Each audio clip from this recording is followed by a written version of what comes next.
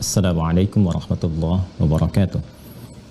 Alhamdulillahi rabbil alamin. Wassalatu wassalamu ala rasulillahil karimil amin. Nabiyyina Muhammadin wa ala alihi wa sahbihi ajma'in. Wa ba'd. Faya ahbaballahi wa ahbab rasulihi sallallahu alaihi wasallam. Usi nafsi wa iyyakum bitaqwallahi faqad fazal muttaqun fala tamutunna illa wa antum muslimun.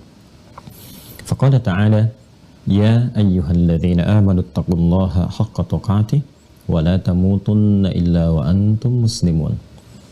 Saudara-saudariku, bersyukur kepada Allah Subhanahu wa taala mengawali perjumpaan kita di subuh kali ini waktu Indonesia bagian barat. Alhamdulillah kita dipertemukan kembali dalam kajian Mira di kesempatan ini. Semoga seluruh kajian kita diberkahi dan dibimbing oleh Allah Subhanahu wa taala sehingga mendapatkan pembelajaran yang benar, pemahaman yang benar, dan juga dimudahkan untuk mengamalkan sesuai dengan apa yang Allah dan Rasulnya kehendaki.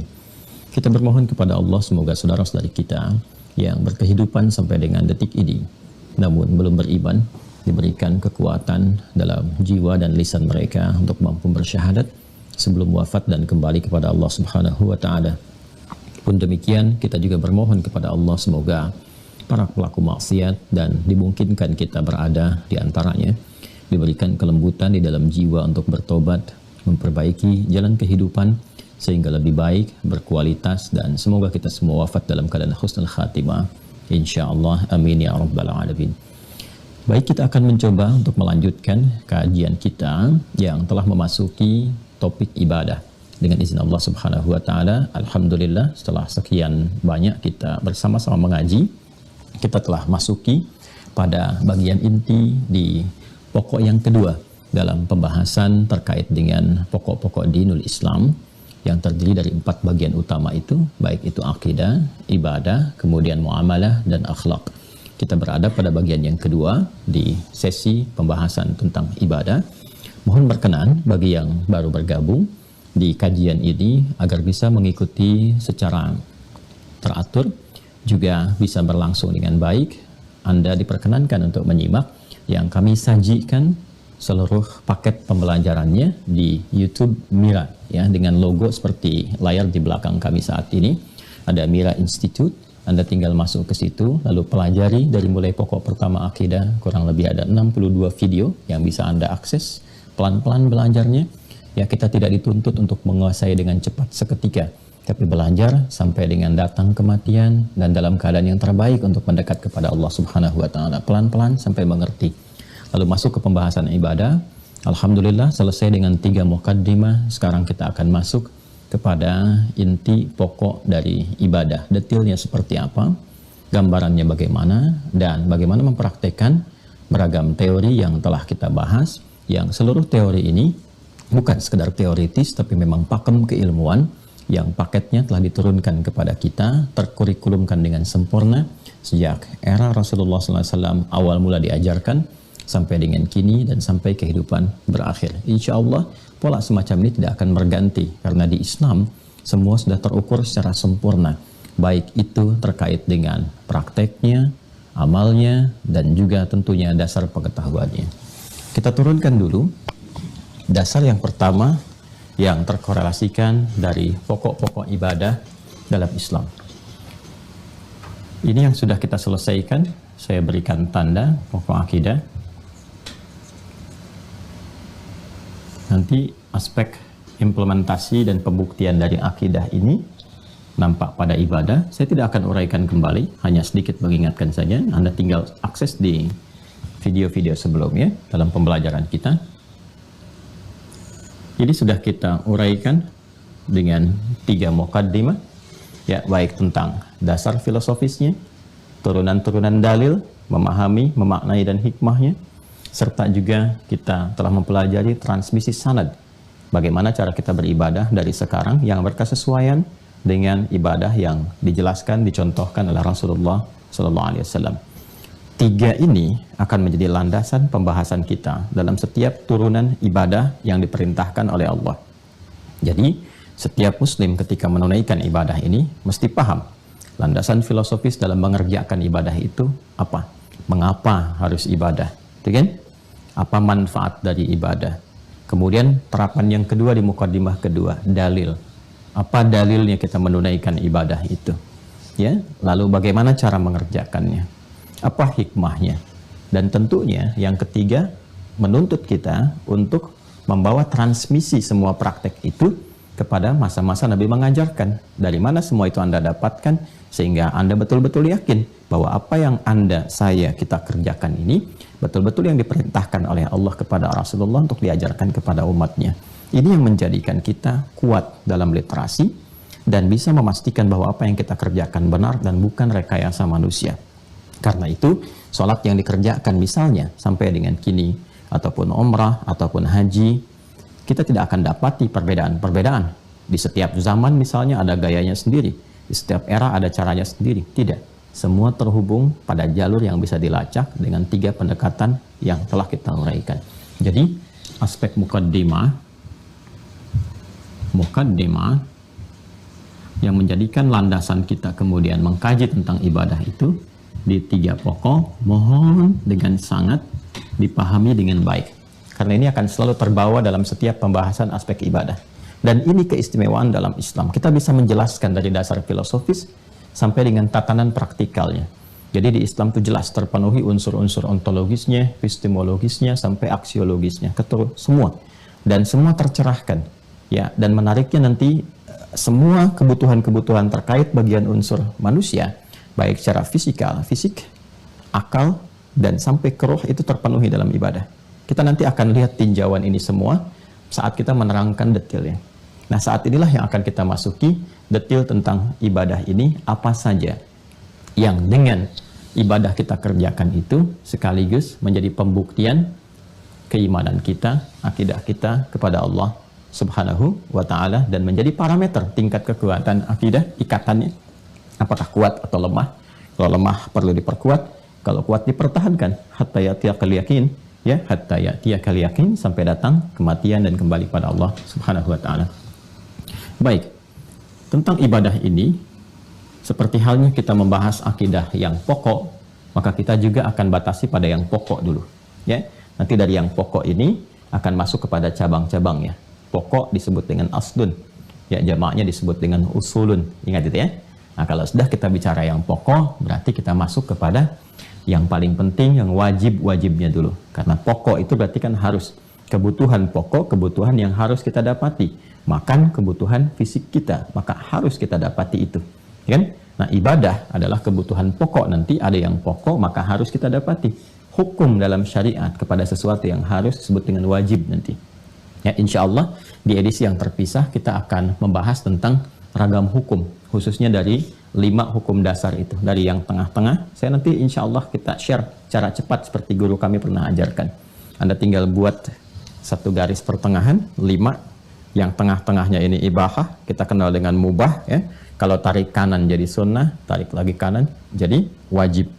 Tarik kiri jadi makruh, karahah, tarik kiri lagi jadi haram. Tengah-tengahnya mubah. Ya, nanti kapan sesuatu itu menjadi ditarik ke kanan jadi sunnah, kemudian kapan dia menjadi wajib, kapan dia menjadi makruh, kapan dia menjadi haram. Dari yang netral ini, ya, melekat perbuatan atau perintah atau larangan tertentu, maka tidak akan lepas dari 5 ini. Ta'tari ahkamul khamsah. Ya, jadi tidak akan terlepas dari 5 hukum pokok. Baik, setelah ini kita iman wujudnya syahadatain dalam lisan, syahadatain, asyhadu an la ilaha illallah wa asyhadu anna muhammadar rasulullah. Turunan pembahasannya 6 pokok, dikenal dengan rukun, ya. Tarik ke sini menjadi rukun iman, sudah kita tuntaskan. Maka yang ini pokoknya ibadah, turunannya syariat. Ya, jadi kalau di sini ada akidah, di sini ibadah syariat, bentuknya amal. Ya, karena implementasi dari keyakinan itu, iman itu wujudnya harus berupa amalan, perbuatan yang tampak dari ekspresi fisik, perilaku fisikal.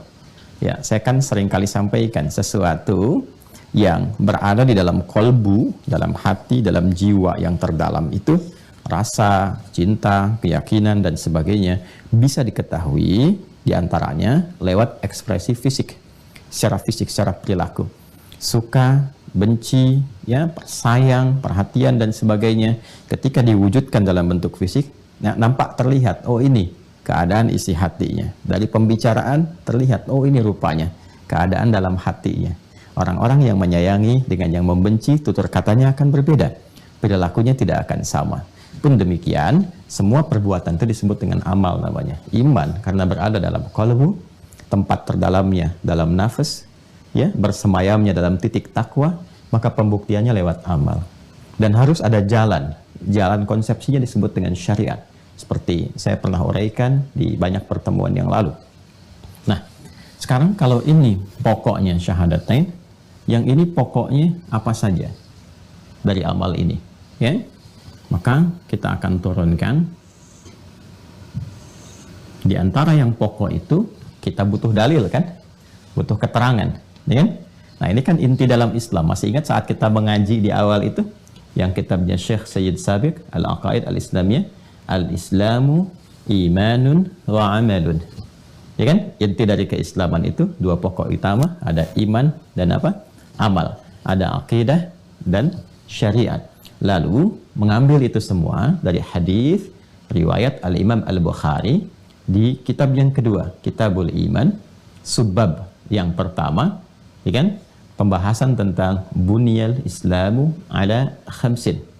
Ya, pokok-pokok Islam itu dibangun di atas 5 pokok.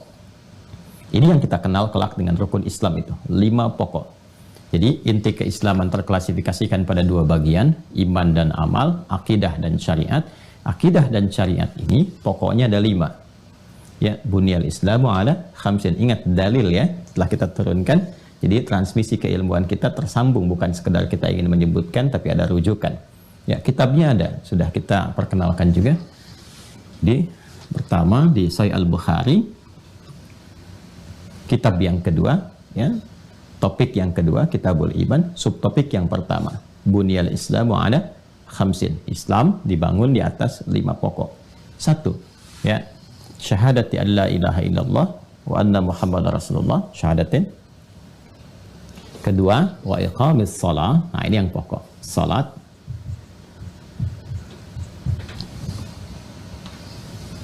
Dua di sini. Ya, berarti kalau 2 di sini 3 kan? Ya, satunya syahadat, yang kedua salat, yang ketiga wa itaiz zakat, zakat. Ya.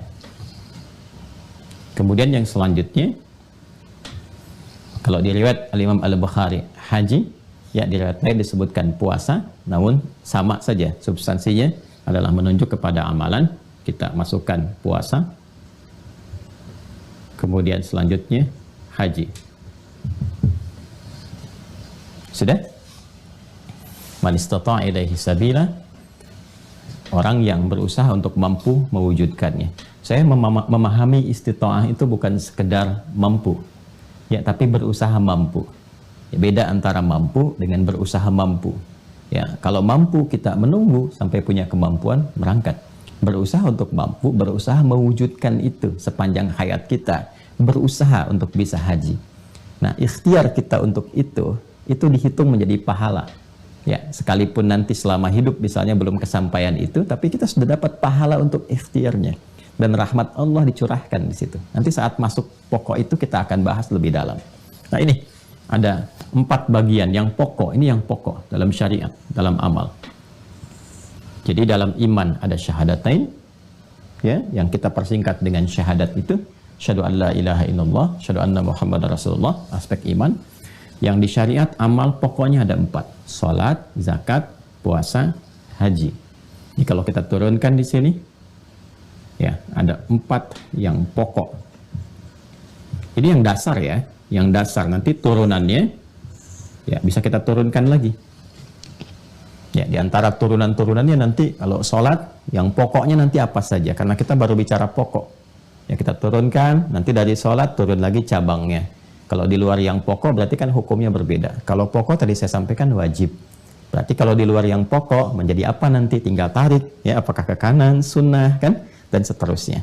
Tadi konsepsi dasar yang saya terangkan di awal. Berarti ini kita temukan ada 4 pokok dalam ibadah, seperti halnya ada 6 pokok dalam rukun iman.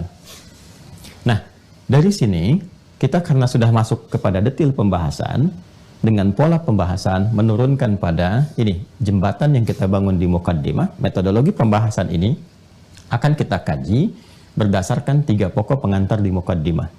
Dasar filosofisnya, dalilnya, ya kan? Kemudian juga transmisi keilmuannya. Sehingga dengan itu kita akan turunkan bagaimana semua ibadah yang diperintahkan itu kita pahami dengan seutuhnya dengan izin Allah Subhanahu wa taala. Dengan cepat kita keluarkan dari 4 pokok ini, kita keluarkan bagian yang pertama, ini tentang sholat. Ya, bagian pokok pertama.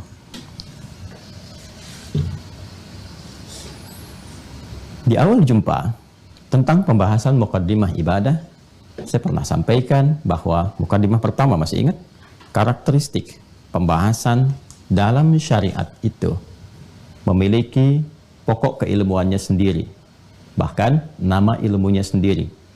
Seperti halnya kita dapati dalam turunan iman, 6 pokoknya punya ilmunya tersendiri yang disebut dengan ilmu tauhidkah, kemudian juga ada ilmu akidah Islamkah atau akidah Islamiyah, ada disebut dengan fikih akbarkah, kan? Atau juga dengan usuluddin-kah, kan?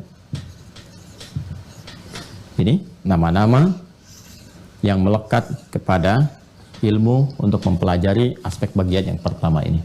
Maka ini pun para ulama kemudian menetapkan penamaan khusus yang dengan nama itu akan mengcover, mencakup semua aspek 3 bagian di muqaddimah sebagai landasan pembahasannya.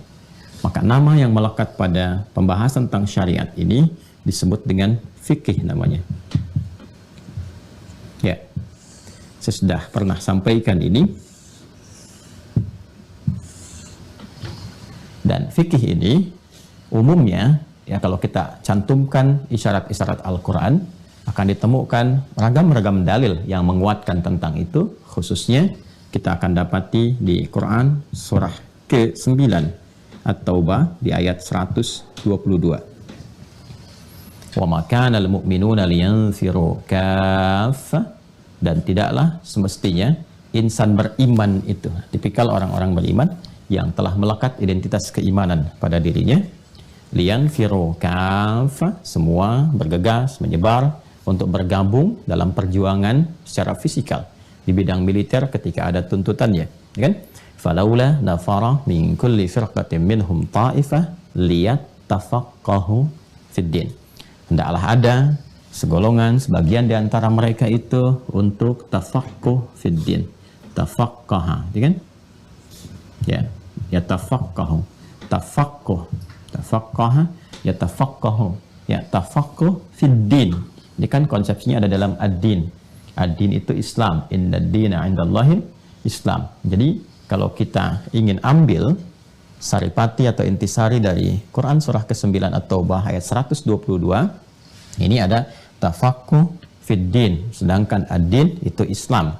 Inna ad-dina 'indallahi Islam. Sedangkan Islam pokoknya 5. Ya kan?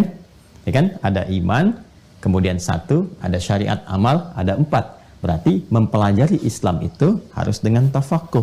Karena itulah Imam Abu Hanifah menyebut ini dengan fikih akbar. Karena dasar dari kata tafaqquh itu fikih. Ya. Baik. Dasar dari kata tafaqquh itu fikih. Nah, fikih pernah saya uraikan itu mengandung arti paham, mengerti. Paham, ya, mengerti.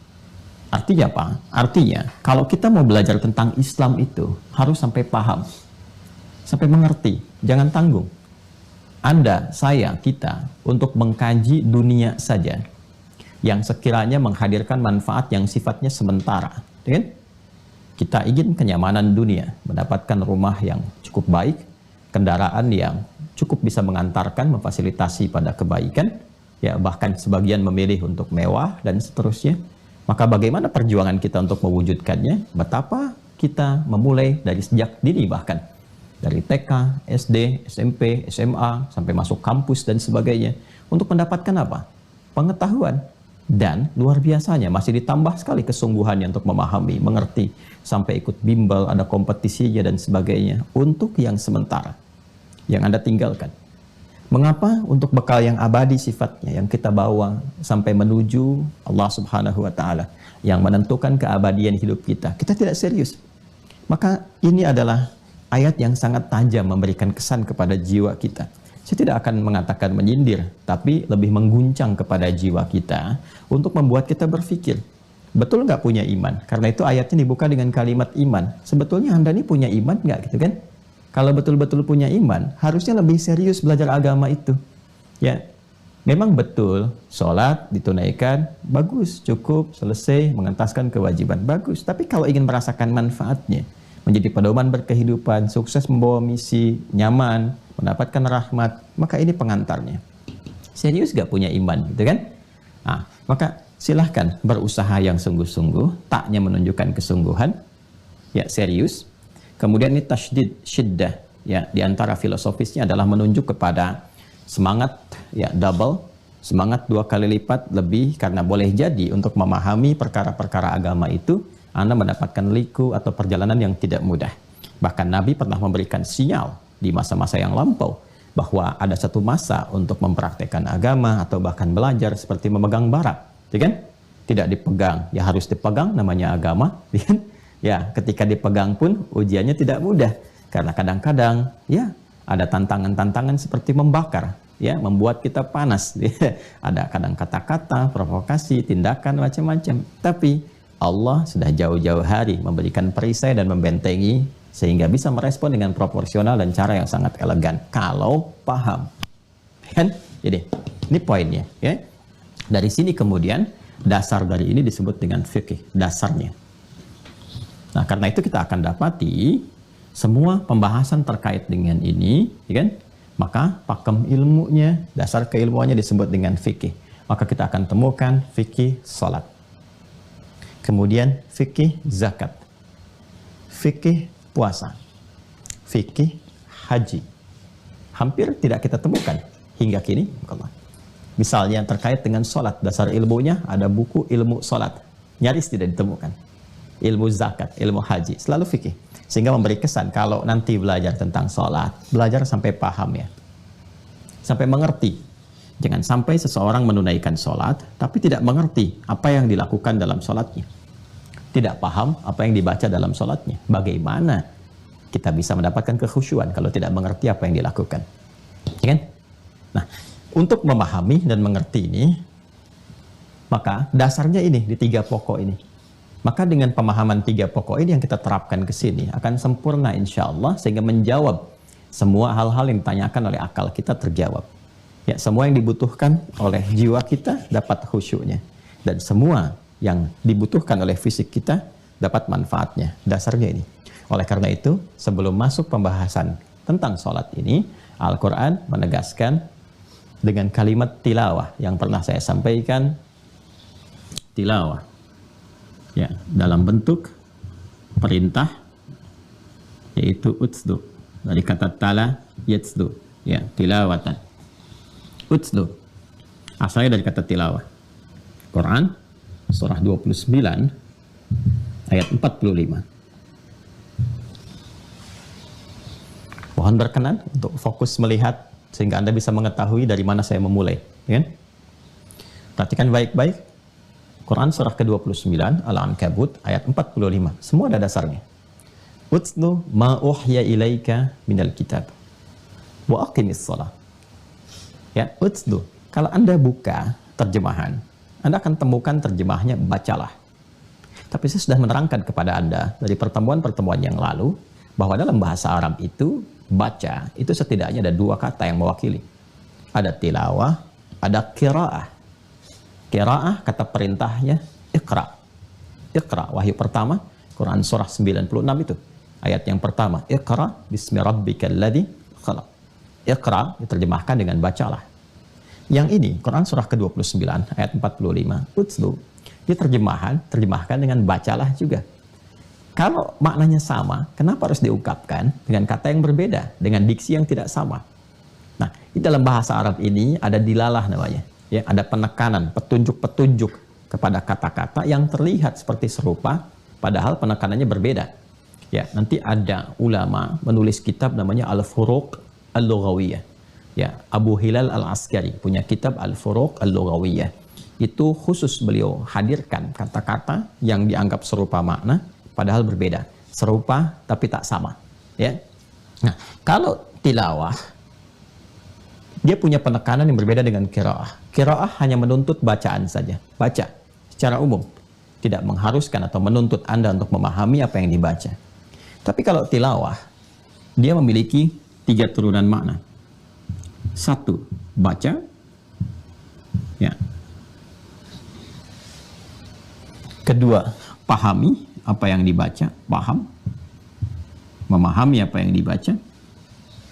Jadi di sini ada unsur pembelajaran yang menuntut kita dengan belajar itu untuk memahaminya.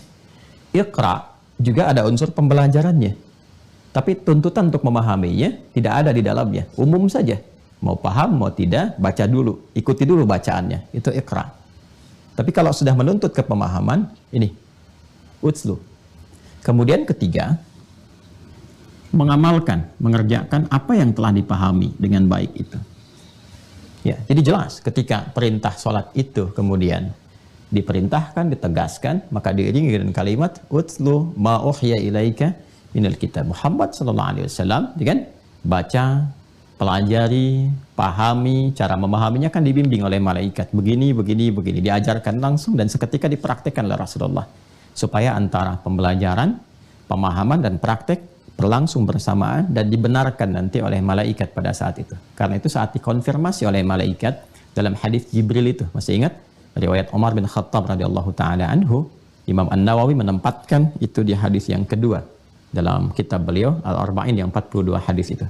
Imam Muslim menempatkan di hadis yang ke-8, ya, ketika dikonfirmasi tentang 4 hal pokok itu dalam agama, yaitu Islam, kemudian iman, ihsan, dan tentang kiamat, ya, tanda-tanda kiamat itu. Ya, ketika mengonfirmasi itu semua kan diperjelas, ya. Antasyhadu an la ilaha illallah wa anna Muhammadar Rasulullah, terus sampai ujungnya, lalu malaikat mengatakan shadaqta, engkau benar. Artinya ada konfirmasi antara apa yang diajarkan kepada Rasulullah yang dipraktikkan oleh Nabi, dikonfirmasi kembali sehingga menunjukkan kebenaran apa yang diajarkan. Di Islam itu indah, selalu ada konfirmasi dari 2 sisi untuk menunjukkan bahwa apa yang dikerjakan sesuai dengan perintah dan ada dasar-dasar yang jelas untuk melakukannya. Ini konteks asalnya. Ya, dari sini nanti melahirkan fikih itu. Utslu ma uhya ilaika minal kitab. Baca dulu, pahami dulu, pelajari dulu segala yang diwahyukan kepada Muhammad sallallahu alaihi wasallam, ya kan? Dari Al-Qur'an. Di dalam Quran ada wahyu apa saja terkait ibadah. Ya, misalnya nanti turun perintah salat, maka diminta untuk mempelajari dari apa yang diajarkan oleh malaikat Jibril. Lalu praktekkan. Wa aqimis shalah. Baru ayatnya muncul. Wa aqimis shalah terkait dengan perintah. Wa aqimis shalah, dan tunaikan salat dengan benar. Baik ya, karena itu salatnya di sini, teman-teman sekalian, kalimat salat yang menunjuk makna ibadah di sini itu dalam Al-Qur'an selalu diikat dalam bentuk khusus. Dalam bentuk khusus. Khusus itu ma'rifat namanya. Ya, salah satu tandanya menggunakan alif lam. Seperti ini. Ya.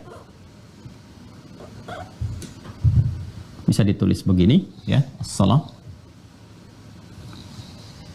Ada alif lam, ya. Bisa juga ditulis begini. Ya. Ataupun jamak misalnya. Sholawat. Ya. Ada alif lam. Dan alif lamnya muncul. Ya, silahkan kita lihat misalnya. Yang terkait dengan ibadah, ya. Yang terkait dengan ibadah. Ya, bukan doa secara umumnya. Dalam arti ada ketentuannya, ada aturannya dari awal sampai akhir. Itu umumnya menggunakan alif lam.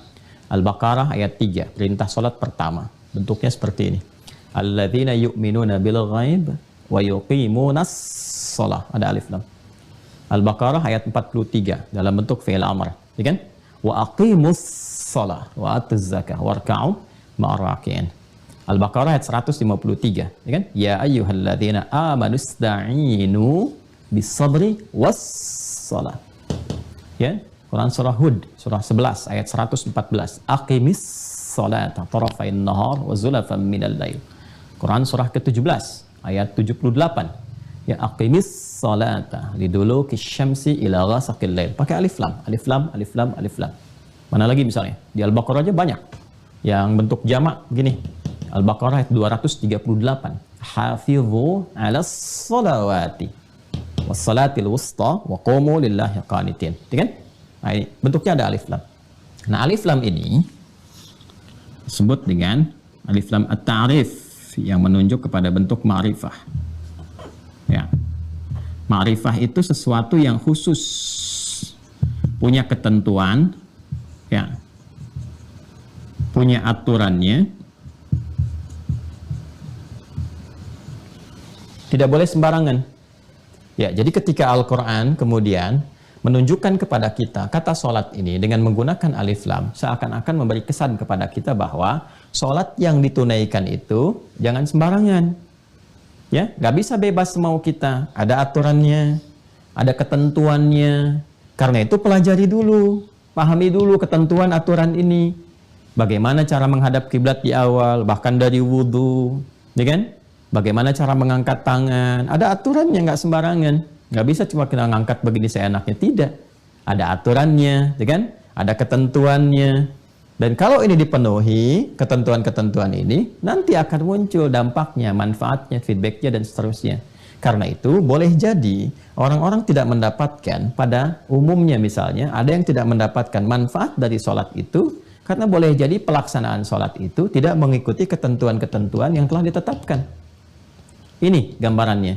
Ya, kenapa orang dulu sholat bisa khusyuk? Pada umumnya orang sekarang walau tidak semuanya sulit mendapatkan kehusyuan seperti orang dulu bisa meraihnya.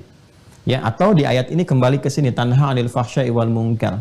Sholat dapat mencegah perbuatan keji dan mungkar. Kenapa ada orang sekarang terlihat seperti sholat, tapi saat yang bersamaan pula bisa mengerjakan perbuatan keji dan mungkar? Bukan setelah sholat ya, saat yang bersamaan.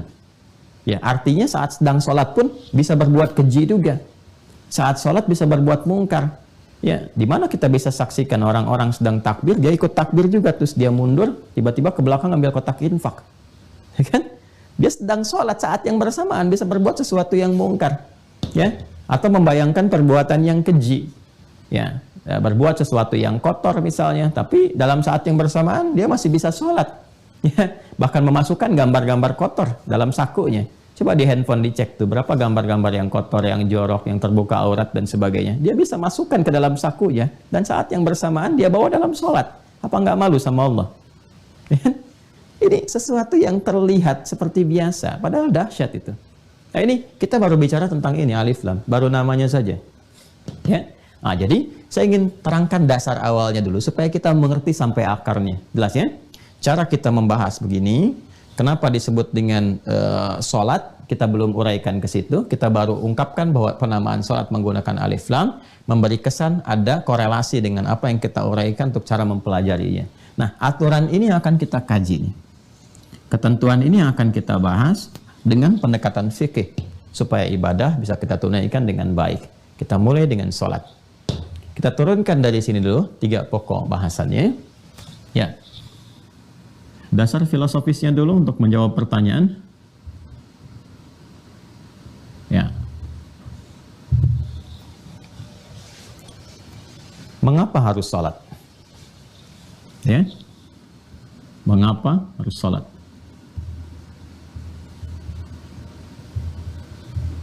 Baik ya. Nanti ini unik ini Al-Quran ini. Ya, Masya Allah istimewa sekali. Jadi menjawab dengan semua dasar kebutuhan. Ya, nanti ada jawaban untuk anak-anak yang belum beranjak dewasa. Ada jawaban untuk orang baligh ya yang sudah dewasa. Ada jawaban untuk orang dewasa yang kekanak-kanakan. Jadi ada jawaban untuk anak-anak, ada jawaban untuk orang dewasa yang sudah matang akalnya dan akal bertanya kenapa sih mesti sholat, dicari sama dia untuk memenuhi ya hasrat intelektualnya, ya pemikiran logikanya, rasionalitasnya. Ya, untuk jawaban anak-anak kan sederhana, diperdengarkan 5 kali dalam sehari. Ya, hayya 'alas shalah, kan? Ayo sholat. Kenapa? Hayya 'alal falah, supaya bahagia, gitu kan? Nah, supaya sukses. Kalau turunan ke anak-anak supaya pintar.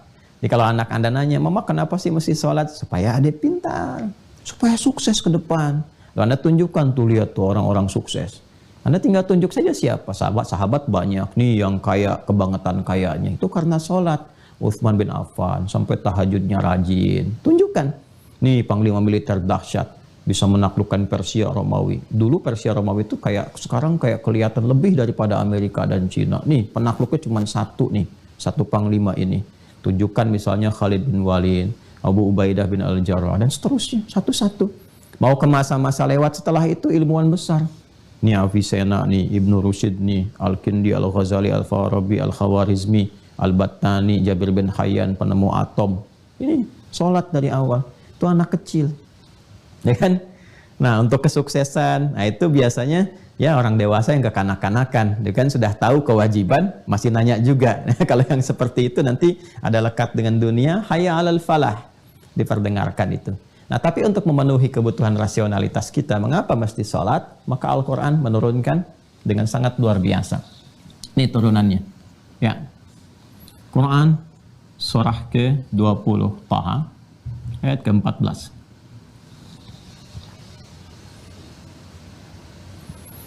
Baik, jawaban dasar untuk memenuhi ini, secara singkatnya kata Al-Quran, sholat yang ditunaikan itu, ya kan, sebagai pancaran dari ibadah itu adalah pembuktian dari iman kita kepada Allah. Logikanya seperti itu. Jadi kalau Anda bertanya, kenapa saya mesti sholat? Balik tanya, beriman nggak sama Allah? Ya saya beriman. Apa buktinya kau beriman? Ya saya beriman saja. Ya buktinya apa kau beriman? Terus Anda balik bertanya lagi, bagaimana membuktikannya? Nah, di situ kemudian Allah menjawab, ya kan? Kalau Anda ingin buktikan Anda benar beriman kepada Allah, maka tunaikan ini. Ya, karena iman itu kan bukti kepatuhan, bukti ketundukan. Ya, saya turunkan ke sini untuk memahami dengan logika yang benar. Ketika seseorang mengatakan saya Muslim, ini ya, Muslim seperti ini. Saya mencoba untuk memelankan sepelan mungkin sehingga mudah untuk ditangkap ya, insyaallah. Artinya dia sudah memeluk Islam, dinnya Islam, agamanya Islam. Islam itu singkatnya secara bahasa itu patuh, tunduk. Pokoknya ada 5. Dari 5, dasar yang pertamanya itu, 1 adalah iman. Iman itu yakin tanpa ragu, ya kan? Jadi ketika seseorang masuk Islam dan menjadi Muslim, dia harus yakin tanpa ragu sedikit pun terhadap semua ketentuan yang ada dalam Islam. Itu gambarannya. Dan ketentuan pertama, aspek ketuhanan. Asyhadu an la ilaha illallah, ya kan? Maka bagaimana cara membuktikan bahwa dia itu yakin tanpa ragu dengan asyhadu an la ilaha illallah, membuktikan, menuhankan Allah? Ya sederhananya ini, dia harus mematuhi, tunduk, patuh kepada semua yang Allah tetapkan. Kalau Anda meyakini Allah itu Tuhan, berarti kan ada unsur yang mengikat dari keyakinan itu. Ya, pembuktiannya apa? Kepatuhan kepada yang dipertuhankan itu. Tunduk kan, patuh kan? Nah, itu pembuktian keimanan. Jadi kalau ada orang mengatakan, saya iman dengan Allah, tapi nggak tunduk, nggak patuh terhadap perintah Allah, dipertanyakan keimanannya. Katanya iman. Katanya bertuhan kepada Allah. Ya kan? Kalau bertuhan, artinya harus tunduk kepada Tuhan. Ya, menuhankan itu kan artinya memasrahkan diri sepenuhnya kepada yang dipertuhankan. Ya kan? Tunduk, patuh, ikut, apa saja. Karena Tuhan yang diagungkan di atas segalanya. Pembuktiannya kepatuhan, ketundukan. Karena itu ketika kita mengatakan, saya beriman kepada Allah, maka konsekuensi dari iman itu logika dasarnya harus kita buktikan lewat apa? Ketundukan kepadanya, kepatuhan kepadanya. Nah sekarang kalau kita ingin patuh, ingin tunduk, kita bertanya kepada Tuhan, kepada Allah. Bagaimana cara saya membuktikan itu? Dijawab langsung di Quran surah ke-20 ayat 14 dengan memadukan semua hal ini. Kata Allah, innani anallah. Ya kan? Innani anallah.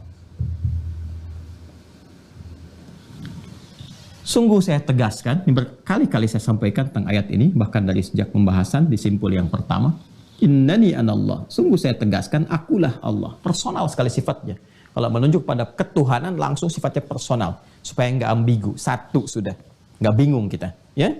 La ilaha illa ana. La ilaha illa ana. Tidak ada yang layak dipertuhankan, dijadikan sebagai Tuhan, illa ana. Kecuali aku, kata Allah. Ya. Nah sudah. Kalau sudah masuk ke sini, simpul yang pertama kan. Nah, kalau sekarang kita ingin mempertuhankan Allah, kita sebutkan komen ini, la ilaha illallah. Kalau Allah menyebutnya la ilaha illa ana, karena kembali kepada Allah, ya kata ganti pertama, dhamir mutakallim, kembali ke Allah, innani anallah, saya Allah. Ya, nggak ada Tuhan kecuali saya. Jelas kan kalimatnya? Ya, nggak mungkin Allah nyampaikan begini, sungguh saya Allah, nggak ada Tuhan selain Allah. Nggak mungkin, karena ini kan kata pertama pasti kembali ke Allah.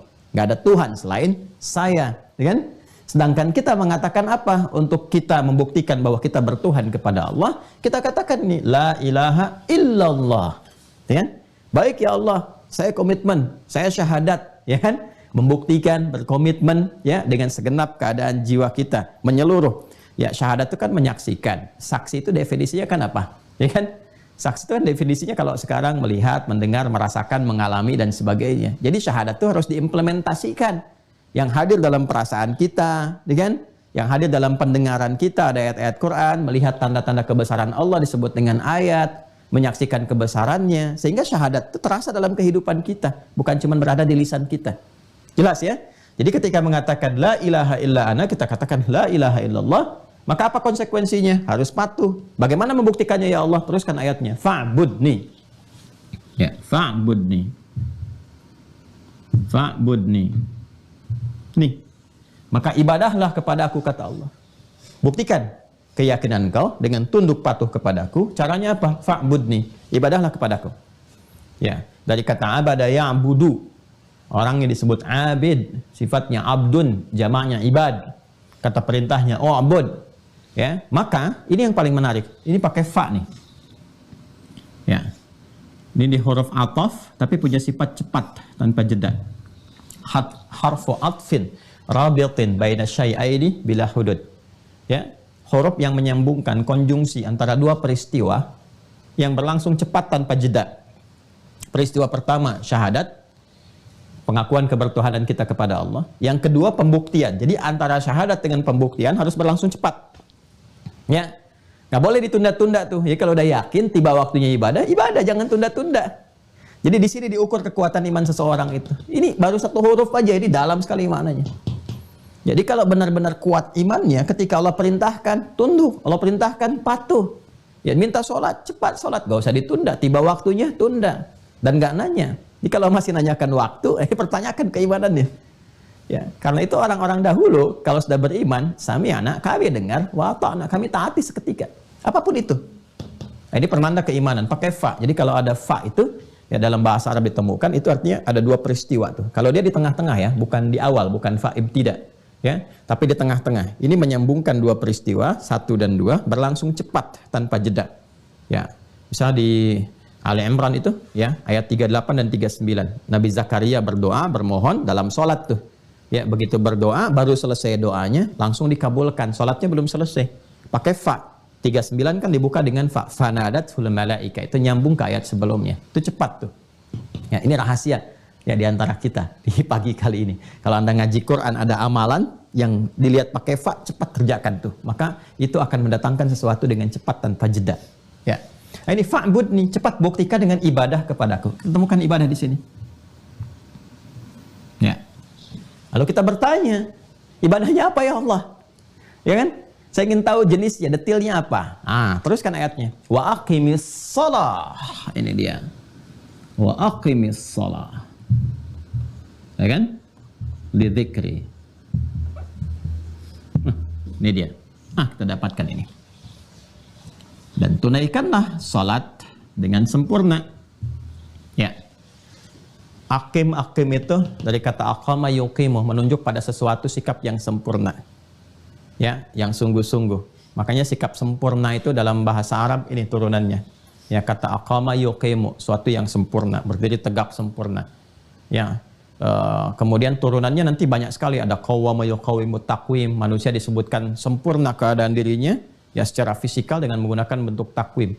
Laqad khalaqnal insana fi ahsani taqwim. Ya kan? Quran surah 95 itu ayat 4, laqad khalaqnal insana fi ahsani taqwim. Manusia itu keadaannya sempurna secara fisikal. Maka kita pun diminta, ya kata Allah, tunaikan ya sesempurna semampu keadaan dirimu dalam menunaikan sholat itu sesuai ketentuan dan aturan yang berlaku. Ada alif lamnya.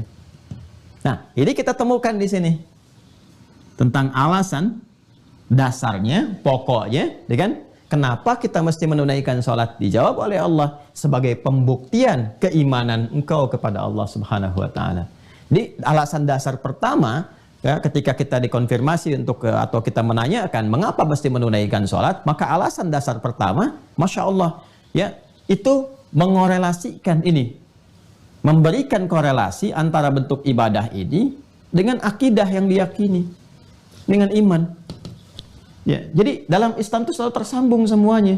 Jadi nggak ada ibadah satupun yang dikerjakan yang tidak terkait dengan aspek keimanan.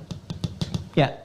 Bahkan nanti turunan dasar di sini kan iman itu puncaknya di jiwa, ya kan? Sedangkan keimanan kita kepada Allah kan harus dibersihkan dari segala hal yang terkait dengan itu semua, ya, yang bisa memalingkan dari keimanan kita, dibersihkan, ditanggalkan semua sehingga semua mengarah kepada Allah saja. Ya, segala hal yang ditanggalkan, ditepikan untuk menuju kepada yang satu, yang bening, yang bersih, itu kan kata dasarnya akhlasa, yukhlisu, sifatnya ikhlas. Makanya di sini kan ada sifat ikhlas kan? Ya, surat Al-Ikhlas itu kan ya tanzihul ma'budil haq, ya, membersihkan segala yang terkait dengan Allah Subhanahu wa taala min sifat wa af'alil ibad, dari segala hal yang terkait dengan makhluk yang tidak sesuai. Ya, maka semua diarahkan kepada Allah saja, ikhlas, tauhid saja. Ini ikhlas. Ya. Orang yang berusaha ikhlas disebut mukhlis. Mukhlis. Makanya ikhlas tempatnya kan di hati, di jiwa, di kolbu, ya kan? Kolbu itu tempatnya iman kan? Ini ikhlasnya ada di sini. Orang yang berusaha ikhlas disebut mukhlis. Jamaknya mukhlisin atau mukhlisun. Coba lihat.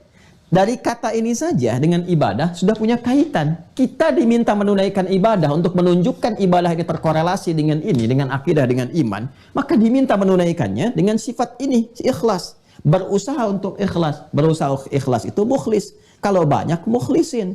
Maka diisyaratkan di Quran surah ke-98 Al-Bayyinah di ayat yang kelima.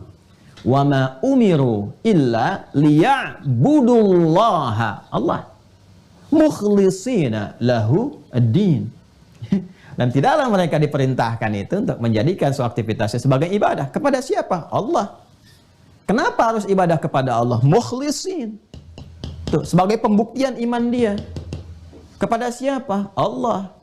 Ya, kenapa saya harus membuktikan keimanan, ibadah? Sederhana, din. Katanya Anda memeluk ad-din. Ad-din itu apa? Inna dina indallahil Islam. Balik ke sini. Kalau Anda memang muslim, buktikan ada nggak imannya. Kalau iman ada, buktikan lewat ibadah. Makanya ketika menunaikan ibadah, iman dibawa. Pembawaan iman itu muncul pada sifat ikhlas, mukhlisin. Karena ikhlas adanya pada iman.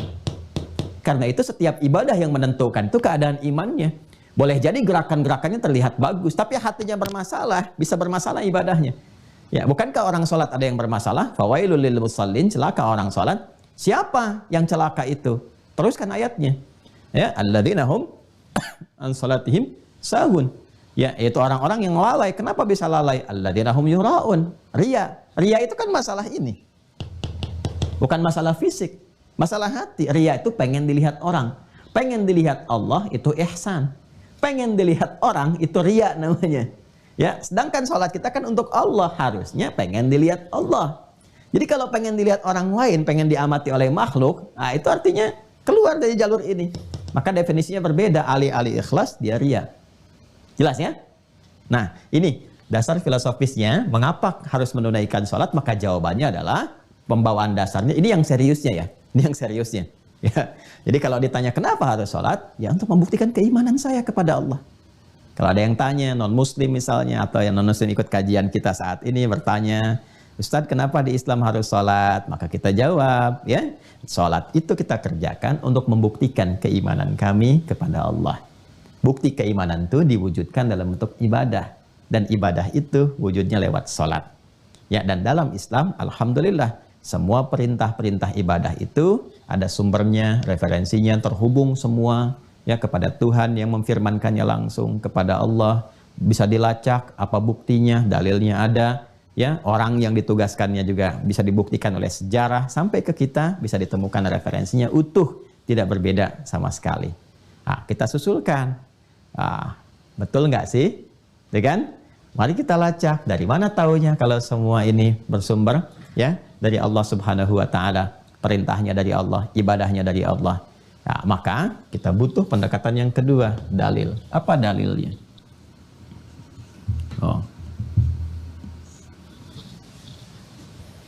Qadimah pertama sudah kan? Oke? Yang kedua kita masuk kepada dalil. Apa dalilnya kita mesti sholat? Ya kan? Baik, kalau bicara dalil, ini kan terkait dengan referensi kan? Kalau referensi, maka sumbernya yang pokok dua, masih ingat? Satu Al-Quran, firman Allah Subhanahu wa ta'ala, karena yang perintahkan ibadah terkait dengan iman adalah Allah, harus dilacak.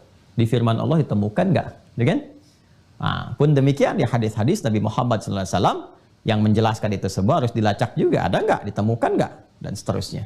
Maka, di sini pendekatan pertama dari Al-Quran, dalilnya, Masya Allah, langsung di kitab sucinya tuh temukan langsung ya. Satu, yuk kita turunkan, malah dibalik tanya nih, mau bentuknya yang mana?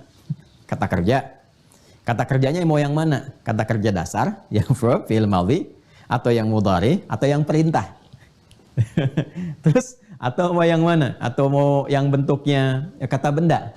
Ya, kata bendanya isim fa'il mau yang mana? Mau yang tunggal atau yang jamak? Ada semua. Ya, yuk sekarang kita turunkan dulu yang korelasi, dalil. Yang membuktikan ada korelasi antara iman dengan ibadah.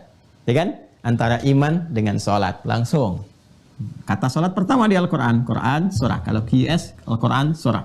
Kedua, Al-Baqarah, ayat 3. Ya. Masih segar dalam ingatan. Tadi saya sampaikan bahwa sholat punya korelasi erat dengan keimanan, itu kan? Karena sholat pancaran dari ibadah, ibadah implementasi iman. Ayo, Quran surah kedua Al-Baqarah ayat 3. Bukankah dibuka dengan kalimat iman? Alladzina yu'minuna bil ghaib. Iman kan? Setelah itu apa? Wa yuqimunas shalah. Ciri orang-orang beriman, ya kan? Yang beriman kepada Allah walaupun belum tampak dalam pandangannya saat ini, kan? Kemudian dia buktikan itu semua dengan apa? Wa yuqimunas shalah. Ya, dengan cara menunaikan salat secara sempurna sesuai dengan aturan ketentuan-ketentuannya. Itulah ciri orang-orang takwa. Sedangkan takwa ada di mana? Takwa ada di sini. Masih ingat? Di nafas. Wa nafsi wa ma sawaha fa'alhamaha fujuraha wa taqwaha. Nyambung lagi ke sini. Orang-orang yang memiliki takwa disebut taqi, tunggalnya, jamaknya muttaqin. Ya, wa kana taqiyya wa barran biwalidayhi wa lam yakun jabbaran asiyya wa salamun alaihi yauma wulida wa yauma yamutu wa yauma yub'atsu hayya. Di surah Maryam itu kan, surah 19 itu, dari ayat yang 12 sampai dengan 15 itu tentang Nabi Yahya, itu bentuk tunggal taqi, jamaknya muttaqin. Kalau kita baca dari ayat 2, Quran surah kedua Al-Baqarah, dari ayat 2 sampai dengan 3, dzalikal kitabu la raiba fi, jelas, dzalikal kitab referensi ke sini ke Al-Quran. Ya, kitab ini loh, Al-Quran ini, jangan pernah ragukan. Jauh dari apa yang kamu bayangkan, jauh dari apa yang kamu tuduhkan. Karena itu menggunakan dzalika, dzanya menunjuk kepada hadza, lamnya lamul bu'di, kafnya kaful khitab di ilmu balaghah. Ya, kalau kita ngaji kebahasan tuh begitu tuh. Itu berkahnya kita ngaji tuh. Ya kan? Dza, kitab ini, Al-Quran ini. Li, ya kan? Jauh kah dari apa yang kamu tuduhkan. Karena mereka banyak nuduh saat Quran diturunkan. Ini rekayasa Muhammad SAW, ini bentuk dari syair dan sebagainya, ini produk budaya yang sekarang cuma copy paste aja dan tidak ada jawabannya. Jauh dari apa yang kamu pikirkan, jauh dari apa yang kamu tuduhkan. Terus kamu nuduh tuh nggak punya bukti. Ya, menuduh, meragukan tanpa bukti itu disebut raib namanya. Raib, ya makanya raib tuh ilmunya, nggak ada dasarnya. Ya, raib itu ragu, ya disertai tuduhan, tapi nggak punya bukti. La hujjata fihi, wala hajata ilaih. Ya, kalau cuma ragu saja itu syak namanya. Tapi kalau pakai nuduh, pakai nyangka itu raib. Ya, orang kita menyebut syakwa sangka. Syakwanya dan sangka nyangka. Itu bahasa Arabnya roib namanya. Makanya kata Allah, jauh dari apa yang kamu bayangkan, jauh dari apa yang kamu tuduhkan. Ya, kalau benar-benar kamu meragukan, ya, kemudian kamu ingin buktikan, coba datangkan yang semisalnya. Kalau buatan manusia kamu pun pasti bisa, ya, untuk menghadirkan yang semisal itu. La raiba fi, enggak ada keraguan, enggak ada tuduhan di dalamnya. Hudal lil muttaqin, akan menjadi petunjuk bagi orang takwa. Orang takwa itu artinya orang yang mampu meningkatkan takwa. Takwa itu ada apa dalam takwa? Ada iman, ada ini, tempatnya di nafas. Balik ke Quran surah 91 Asy-Syams ayat 7 sampai 10 itu. Wa nafsin wa ma sawwaha fa'alhamaha fujuraha wa taqwaha. Dalam takwa ada 6 pokok ini. Kita harus bangkitkan. Ya, bagaimana cara membangkitkannya? Naikin dulu imannya, yakini dulu, naikin sesuatu berproses itu mudhari. Pakai anita, hamzah, nun, ya, ta. Kalau pakai ya untuk dia, jamaknya mereka, ya kan? Kalau untuk kamu pakai ta, saya pakai a, kita pakai na, ya kan? Kalau menunjuk pada bentuk ketiga, ya, dia, jamakkan pakai un, yu'minun. Maka naikkan dulu imannya.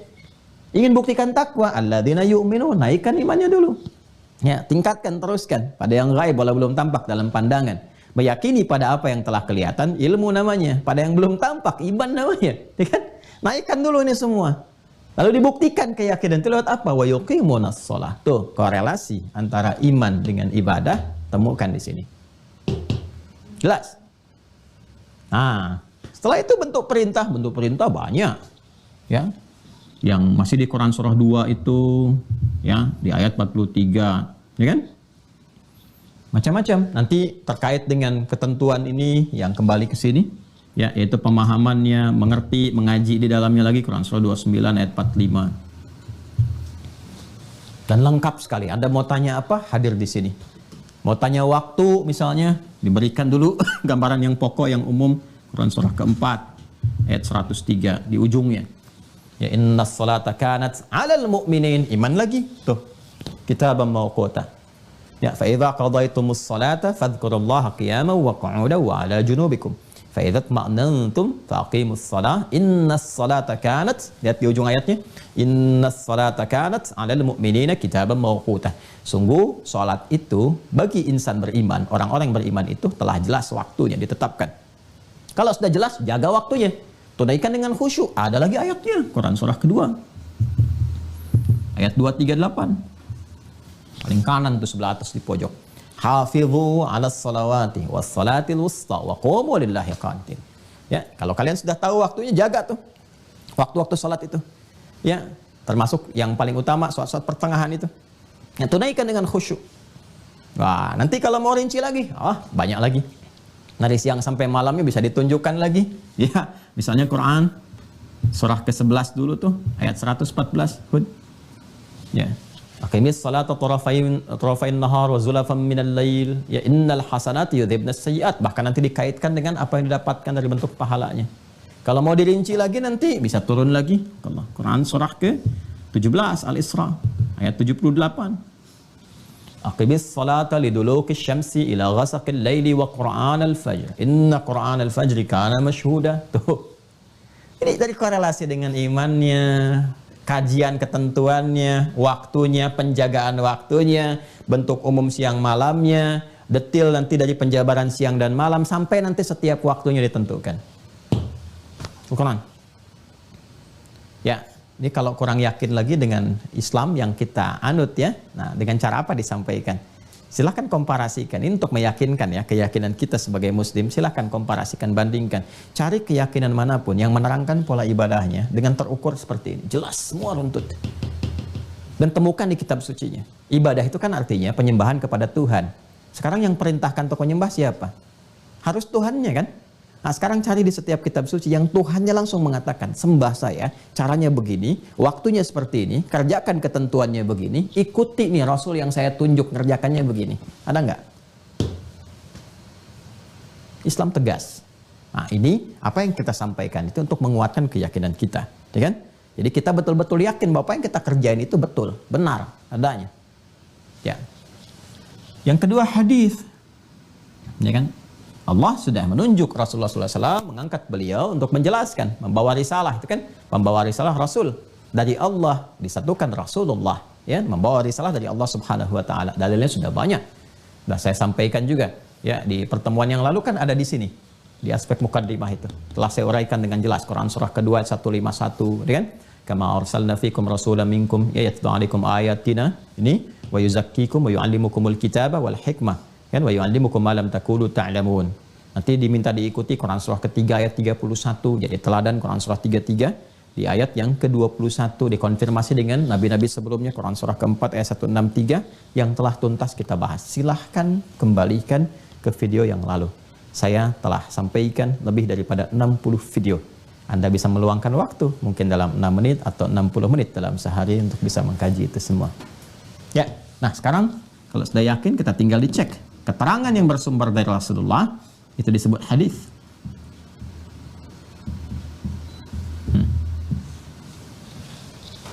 Ini kan?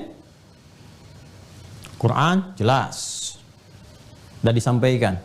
Bahkan dari Qurannya sendiri, itu ada sanadnya sendiri. Materi ketiga, sanadnya. Qurannya sendiri ada sanad, sehingga kita bisa memastikan ini benar-benar firman Allah. Dari Qurannya sendiri loh ya. Ya. Baik jadi kitab, jadi mushaf, ini yang dituliskan. Ada mushaf misalnya, dengan nama apapun. At-Taisir, Mushaf, Al-Akhyar, dan sebagainya. Ini kan isinya Al-Quran, silahkan cek. Semua punya sanad, tersambung dari Al-Fatihah sampai An-Nas. Bisa dipastikan sumbernya langsung tertuju kepada Rasulullah yang menyampaikan. Dari Rasulullah, malaikat Jibril, Allah Subhanahu wa taala. Jelas semua isinya. Ya, jadi kalau Anda masih bertanya, benar ini firman Allah, dicek aja. Ya, dari sanadnya bisa dilacak alurnya sampai ketemu kepada yang menyampaikan dari awalnya. Ya kan? Dari isinya bahkan di-challenge, silahkan kaji kalau nggak percaya. Diriset dari kata-katanya, kalimatnya, grammarnya, bahkan grammar bahasa Arab itu adanya dari Al-Quran asalnya. Yaitu acuan dasar grammar itu Al-Quran. Itu asalnya dari situ. Ya. Jadi ada kajian tentang nahwu, saraf, balaghah dan sebagainya, itu asalnya dari Al-Quran. Sumber dasarnya. Ya. Nah ini teman-teman sekalian, sekali lagi silakan komparasikan. Bisa nggak mendapatkan kitab suci yang semua transmisinya sanadnya tersambung langsung kepada penyampai awalnya dan jelas bisa diteliti dan men-challenge sendiri kitabnya kepada kita. Silahkan riset. Nih. Sekarang di hadis.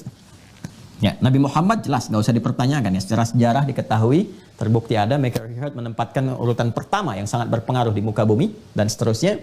Sekarang kita lihat hadis yang disampaikan Rasulullah sallallahu alaihi wasallam. Kita dengan cepat ya, untuk tahu hadis cara cepatnya begini. Kita kan nggak pernah ketemu Rasulullah. Kan? Makanya kita praktekkan di bagian terakhir kemarin yang ketiga. Sanad kan masih ingat? Ya, mukadimah terakhir yang ketiga kita belajar tentang transmisi yang disebut dengan sanad. Ya, kita punya sanad untuk mendapatkan keterangan Rasulullah. Sanadnya dari mana? Alhamdulillah ada kitab-kitab yang sampai ke kita. Terkodifikasikan, Masya Allah. Keterangan Rasulnya aja terkumpulkan tuh. Kodifikasi. Ya, dalam bentuk kumpulan kumpulan sesuatu yang tersusun rapi disebut kitab. Kitab yang terkait keterangan Nabi, keterangan-keterangan Rasulullah itu hadis, maka disebut kitab-kitab hadis. Maka kita punya misalnya Sahih Al-Bukhari, ini dia, kan? Kemudian ada Sahih Muslim, ini dia, kan? Nah, ya. Dan yang lain-lainnya, Masya Allah, lengkap sekali di Islam itu. Dan di sini diterangkan dari si fulan, dan seterusnya sampai menuju Rasulullah SAW. Terkait konfirmasi antara hubungan ibadah, sholat dengan iman sampai menjadi perintah itu kita temukan bisa dengan cepat. Nanti kita buktikan di kitabnya. Ya. Hadisnya, ambillah salah satu di antara itu. Kita ambil misalnya tadi kan sudah Al-Bukhari ya, yang tadi. Ya, sekarang kita hadis Muslim. Ya. Di Al-Bukhari tadi sudah saya sebutkan Kitabul Iman. Ya, tempatnya pun Kitabul Iman. Ya kan? Kitab yang kedua, topik yang kedua, subtopik yang pertama, Buniyal Islamu ala khamsin, syahadati alla ilaha illallah wa anna Muhammadar Rasulullah, kemudian iqamis shalah, salat, jelas. Sekarang kita ambil hadis Muslim. Sama persis penempatannya di kitab iman, topiknya tentang iman. Kitabul Iman. Tuh, lihat. Pelan-pelan. Untuk menunjukkan korelasi antara salat dengan iman. Nomor hadisnya nanti bisa dicek ya, 82. Siapa yang meriwayatkan dari Nabi? Sahabat Jabir bin Abdullah. Ya. Al-Ansari. Jabir bin Abdullah. Tuh, konfirmasi semua. Baik. Terus diurut Imam Muslim menerima sampai ke sahabat Jabir, sampai ke Nabi sallallahu alaihi wasallam. Ya. Inna bainar rajuli wa bainal kufri wasyirki tarkus shalah. Ayo kita baca kalau nggak percaya. Bismillah. Kita lihat ya. Yang Al-Bukhari dulu nih yang tadi ya. Kita cari subtopik yang kedua tentang iman. Nah, ini dia nih. Nah, Kitabul Iman nih. Halaman 23 nih, yang kitabnya sama dengan saya. Paling kiri sebelah bawah. Ini. Bismillahirrahmanirrahim. Kitabul Iman. Ya kan? Kitab yang kedua, topik kedua. Subtopik yang pertama, bab bunyi qaulin Nabi sallallahu alaihi wasallam, babu qaulin Nabi sallallahu alaihi wasallam, sabda Nabi sallallahu alaihi wasallam, bunyal Islamu ala khamsin. Islam dibangun di atas 5 pokok. Tuh. Jelas ya? Baik. Yang ini Sahih Muslim. Tadi saya sebutkan nomor 82. Cari nomor 82. Bismillahirrahmanirrahim. Kitabul Iman dulu. Kitabul Iman nomor hadis 82. Ah, ini dia. Nomor hadis 82. Halaman 55. Kitabul Iman, betul tuh. Kitab pertama. Kitabul Iman. Nomor hadis 82. Saya bacakan ya yang ini nih. Ya. Itu kan Imam Muslim. Imam Muslim kan nggak pernah ketemu Rasulullah. Ya. Dari mana jalurnya? Yuk kita baca. Bismillahirrahmanirrahim. Qala haddatsana Yahya. Imam Muslim berkata, haddatsana, telah menyampaikan kepada kami Yahya bin Yahya At-Tamimi, ya. Wa Uthman bin Abi Syaibah, kilahuma an Jarir, ya. Beliau menerima dari Yahya bin Yahya At-Tamimi, dari Uthman, ya. Kemudian bin Abi Syaibah, keduanya menerima dari Jarir. Ya, ia berkata, Jarir berkata, qala Yahya, ya, Yahya berkata, akhbarana Jarir 'anil A'mash. Jarir menerima dari A'mash, an Abi Sufyan, A'mash menerima dari Abu Sufyan. Ya, Abu Sufyan berkata, qala sami'tu Jabir. Ah, Abu Sufyan kemudian mengatakan, saya mendengar Jabir bin Abdullah. Ya. Kemudian apa kata Jabir? Yaqulu, beliau berkata, sami'tu Nabiyya sallallahu alaihi wasallam yaqul. Saya mendengar Nabi sallallahu alaihi wasallam bersabda. Anda bayangkan tuh. Jadi dari Imam Muslim, dari Yahya bin Yahya, ya kan? Kemudian juga setelah itu kemudian terus sampai ketemu ke Jabir bin Abdullah. Ya. Jadi kalau kita teruskan dari sini, Yahya bin Yahya Tamimi dari Uthman bin Abi Syaibah, ya, menerima dari Jarir, kemudian Jarir menerima dari A'mash dari Abi Sufyan, kemudian menyampaikan dari Jabir bin Abdullah Al-Ansari dari Nabi sallallahu alaihi wasallam. Apa kata Nabi? Inna bainar rajuli wa bainash syirki, ya, wal kufri tarkus shalah. Sungguh, kata Nabi, perbedaan antara, awas, insan beriman, inna bainar rajuli, sungguh perbedaan antara insan beriman, rajul di sini diartikan orang yang beriman. Ya, sungguh perbedaan antara insan beriman, wa bainash syirki, dan yang syirik itu, ya, orang yang musyrik, ya. Jadi kalau di sini ada imannya, ya, kontranya, perbedaan antara yang beriman, yang iman, dengan yang syirik dan kufur. Dan yang kufur itu, nah kalau ini sama dengan tarkus shalah, terlihat kepada ketika ia meninggalkan salat. Meninggalkan salat. Lihat, ini dalam sekali bahasanya. Dalam sekali. Kalau yang di Al-Bukhari kan gampang dipahaminya, hubungannya jelas, ya. Islam dibangun di atas 5 pokok. 1, syahadat. Kedua apa? Salat. Jelas korelasi antara syahadat dengan salat, nyambung seketika. Tapi ini tegas sekali. Cuman kalimatnya dalam. Kata Nabi, kalau kamu ingin melihat perbedaan antara iman, insan beriman, dengan insan yang syirik, musyrik, dengan yang kufur, lihat pada salatnya. Ya, orang yang kufur, kafir, ya, orang yang syirik, itu umumnya meninggalkan salat. Sedangkan lawan kufur itu kan iman. Dan lawan syirik itu iman. Inna syirka la zulmun azim. Ya kan? Iman itu kan kontranya, iman, kontra langsungnya itu kan 2. Syirik, kufur. Ya. Baik, ya, di kufur ini nanti ada riddah salah satunya. Yang murtad kan kufur juga. Sini. Masih ingat yang saya sebutkan pernah 3 penghancur iman itu? Ya kan? Nah ini syirik dengan kufur, itu kan lawan dari iman sekaligus lawannya. Ya, makanya ketika seseorang syirik kan pondasinya hancur, pondasi imannya. Ketika pondasinya hancur, faulaika habitat a'maluhum fid dunya wal akhirah. Enggak terima, susah. Enggak ada bangunan atasnya lagi. Selesai.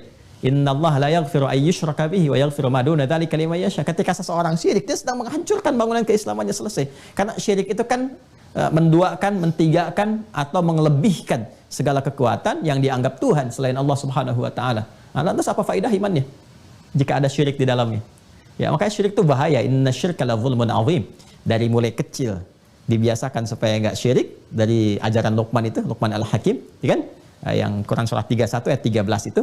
Ya, kemudian setelah dewasa mau meninggal pun, ya orang tua harus memastikan supaya anak-anaknya enggak syirik ketika ditinggalkan dan tidak kufur. Quran surah ke-2 Al-Baqarah ayat 133 pada kisahnya Nabi Yakub itu, seperti yang pernah saya terangkan dulu.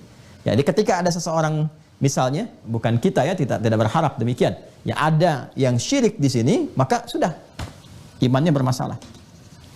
Ya, dan tidak akan berpengaruh semua amal yang pernah ia kerjakan, kecuali dia tobat. Dia tobat kembali, benar tobatnya, maka cahaya iman akan muncul lagi dan dia harus mengulang kembali tuh, meniti dari awal lagi. Ya, karena yang sebelumnya lebur. Yang sebelumnya lebur. Ya kan? Maka dengan dia balik lagi, dengan kemudian taubat nasuha, tinggalkan semuanya itu, dia memperbaiki dari awal kembali. Tuh. Syirik itu bahaya, yang kecilnya aja itu bisa menggugurkan amalan yang sedang dikerjakan. Jadi yang kecil, syirik kecil itu kan riya. Riya itu syirik kecil, sekecil-kecilnya syirik. Ya, dan dampaknya apa? Menggugurkan amal yang sedang dikerjakan. Ya, misal ada orang sholat nih, sholat terus dia riya. Ya, alladzina hum yura'un, riya, pengen dilihat orang. Itu seketika gugur amalnya. Habis. Ya, ada orang infak. Terus riya nih, pengen dilihat orang. Mau nyumbang ke sini, umumkan dulu dalam Jumatan. Saya nyumbang 1 miliar, umumkan. Kalau perlu dibeli dicetak elektronik, bikin spanduk dari Sabang sampai Merauke, misal. Nah, itu saat melakukan infak itu walaupun 1 miliar nggak ada nilai sisi Allah. Ya, masalu kamathali safwanin, ya, alaihi turabun fa asabahu wabilun fatarakahu salda. La yaqdiruna ala shay'in mimma kasabu wallahu la yahdil qaumal kafirin. Diserupakan dengan orang-orang yang kafir. Artinya yang belum beriman, nggak ada faedahnya sama sekali. Itu di Quran surah ke-2 Al-Baqarah ayat 264. Ya ayyuhalladzina amanu la tubtilu sadaqatikum bil manni wal adza kalladzi yunfiqu malahu ria'an nas. Apalagi yang syirik akbar ini, yang paling bahaya. Kufur juga demikian. Artinya apa? Kufur dengan syirik itu lawan iman. Kontranya iman sekaligus. Ya. Karena iman tidak ada dalam dirinya, redup dengan syirik, hilang dengan kufur, hilang seketika, maka terlihat. Ya, saya tidak mau mengatakan wajar, karena tidak wajar kalau orang tidak suatu nggak wajar. Ya, udah diciptakan Allah, diberikan kebutuhan, ya, komitmen mau beriman, tiba-tiba nggak mau menyembah Allah, itu nggak wajar. Jadi saya nggak mau mengatakan wajar kalau nggak sholat, karena nggak sholat itu nggak wajar. Saya mau katakan bahwa ketika ada seseorang itu misalnya berbuat syirik atau kufur, ya, maka konsekuensi dari sini apa? Maka sikapnya muncul, dia nggak sholat. Karena sholat itu hanya bisa dilakukan dari pancaran iman. Iman yang benar. Ya, artinya apa? Hadis ini mengonfirmasi bahwa hubungan iman dengan sholat secara langsung. Ya, jadi orang bisa sholat itu kalau ada iman. Ya, orang bisa benar sholat itu karena ada iman. Kalau sudah mulai malas dan sebagainya, ada masalah pasti di iman. Kita sudah bahas penyakitnya, diantaranya nifak. Orang munafik, kan malas-malas tuh kalau sudah munafik itu. Masih ingat Quran surah keempat, An-Nisa, ayat 142? Ya, innal munafiqina yukhadi'una Allah wa huwa khadi'uhum wa idza qamu ila sholati qamu kusala. Ini kena penyakit. Nah, hadis ini, hadis Muslim, pada pembahasan iman, dan menerangkan tentang sholat, mengonfirmasi langsung keterkaitan antara iman dengan sholat. Sekaligus ini keterkaitan antara akidah dengan ibadah. Karena itu di Al-Quran, ini sholat itu disebut dengan iman. Langsung. Ya, coba buka Quran surah kedua, Al-Baqarah, ayat 143. Ada? Quran surah 2 ayat 143. Wa kadzalika ja'alnakum ummatan wasata. Ada? Wa kadzalika ja'alnakum ummatan wasatan litakunu syuhada'a 'alan nasi wa yakuna ar-rasulu 'alaikum syahida. Ya. Terus sampai terus ke bawah, wa ma kana Allahu liyudhi'a imanakum. Lihat ujung ayatnya. Wa ma kana Allahu liyudhi'a imanakum. Ada? Ya. Dan tidak sedikit pun Allah akan menyia-nyiakan imanmu. Iman di situ itu maknanya sholat. Dari mana taunya? Ya, itu iman maknanya sholat. Kenapa sholat disebut iman di ayat itu? Karena itu kisah tentang saat Nabi SAW dijamu itu, ya, dalam kesempatan siang. Ada yang menyebutkan waktu siang, kemudian dijamu makan siang, kemudian tiba waktu sholat, beliau kemudian sholat. Ini dalam periode ba'da hijrah, ya, fase-fase madaniyah. Sedang sholat, ada riwayat mengatakan zuhur, ketika sedang sholat itu tiba-tiba turun ayat yang Al-Baqarah 144 itu. Ya, dulu kan nggak ada nomor, turun aja kan. Ya, sebelum diurutkan sempurna atas petunjuk dari malaikat Jibril bentuk tauqifi yang pernah saya jawab di pertemuan-pertemuan lampau. Maka turun kemudian perintah Allah, qad nara taqalluba wajhika fis sama' falanwalliyannaka qiblatan tardaha fawalli wajhaka syatral masjidil haram. Ya, untuk mengarahkan kiblat itu arah dalam ibadahnya ke arah Masjidil Haram yang sebelumnya ke Masjid Al-Aqsa. Maka mulai diarahkan ke Masjidil Haram. Berputar 180 derajat dari Masjidil Aqsa. Misal kita ilustrasikan ke sini misalnya kan. Nah, maka makmumnya kan di sini. Berputar Nabi 180 derajat menghadap ke sini. Makmumnya juga menghadap ke sini. Ikut. Ya. Nah, saat ayat ini turun, orang-orang yang tidak ikut dengan Nabi, ya di sekitaran Masjid Nabawi dan sebagainya, kan nggak tahu peristiwa ini. Ya, saya pernah ceritakan di pertemuan yang lalu kan. Begitu ini kembali, ya, ke Madinah. Kalau ini ya nanti ya terjadi peristiwa ini dikenal dengan Qiblatain saat kita kadang umrah atau haji mampir ke Qiblatain itu. Itu peristiwanya di situ. Saat kembali ya ke area sekitar Masjid Nabawi itu, ya, ini kan langsung viral ini disampaikan ke sini. Ya, oh tadi ada wahyu begini, ayat begini, lah pada komen tuh. Komen-komen kan macam-macam. Ya, kalau sudah viral kan banyak yang komen. Ya, ada like, share, and comment gitu kan. Ini sudah di-share ke sini, mulai komen. Di antara komennya semua positif, ya, nggak ada yang negatif. Makanya tentang syariat itu dulu tuh nggak ada yang negatif komennya, positif semua. Orang Islamnya ya, yang saya maksudkan kan kita bicara keislaman di sini. Makanya kalau ada orang mengaku Islam, komen negatif tentang syariat Islam, dipertanyakan keimanannya. Ya, komennya positif semua. Terus status kami bagaimana? Yang zuhur tadi itu masih menghadap ke arah Masjidil Aqsa. Bagaimana statusnya? Nah, Nabi kemudian mendapatkan wahyu dari Allah, dijawab langsung. Wa ma kana Allahu liyudhi'a imanakum. Allah Subhanahu wa taala tidak akan pernah menyia-nyiakan ibadah yang kau kerjakan dengan iman kalian. Yang dimaksud salat kalian itu sudah tercatat benar adanya. Dah, karena kalian kerjakan sebelum ayat ini turun, kan? Kalian sudah kerjakan dalam keadaan apa? Tidak mengetahui ini. Sudah kalian lakukan dengan iman. Jadi ini menunjukkan bahwa kunci dari segala aktivitas ibadah itu kuncinya di sini. Pokoknya konektivitas kita dengan Allahnya. Ini yang ikhlas itu yang menentukan segalanya itu. Ya, kualitas ini yang dipentingkan dalam Islam. Ini yang menunjukkan bahwa keterkaitan antara erat antara apa? Salat dengan iman. Untuk menjawab dasar filosofis ini dengan dalil. Jadi secara logika terjawab, secara dalil terjawab. Pengen tambah lagi? Boleh. Pakai hadis misalnya. Hadisnya ada. Hadisnya kunci lagi. Tadi kan Quran sudah. Hadis yang biasanya sudah. Yang kunci. Ya, yang kunci sudah. Allah berfirman kan? Ya sudah. Dalam skema hadis. Jadi tingkatan antara Al-Quran, hadis, tengah-tengah hadis kunci itu. Ya, masih ingat? Populer sekali dari Abu Hurairah. Qala Rasulullah SAW, qala Allah Azza wa Jalla, Allah langsung berfirman dalam hadis kunci. Disampaikan oleh Nabi. Apa bahasanya?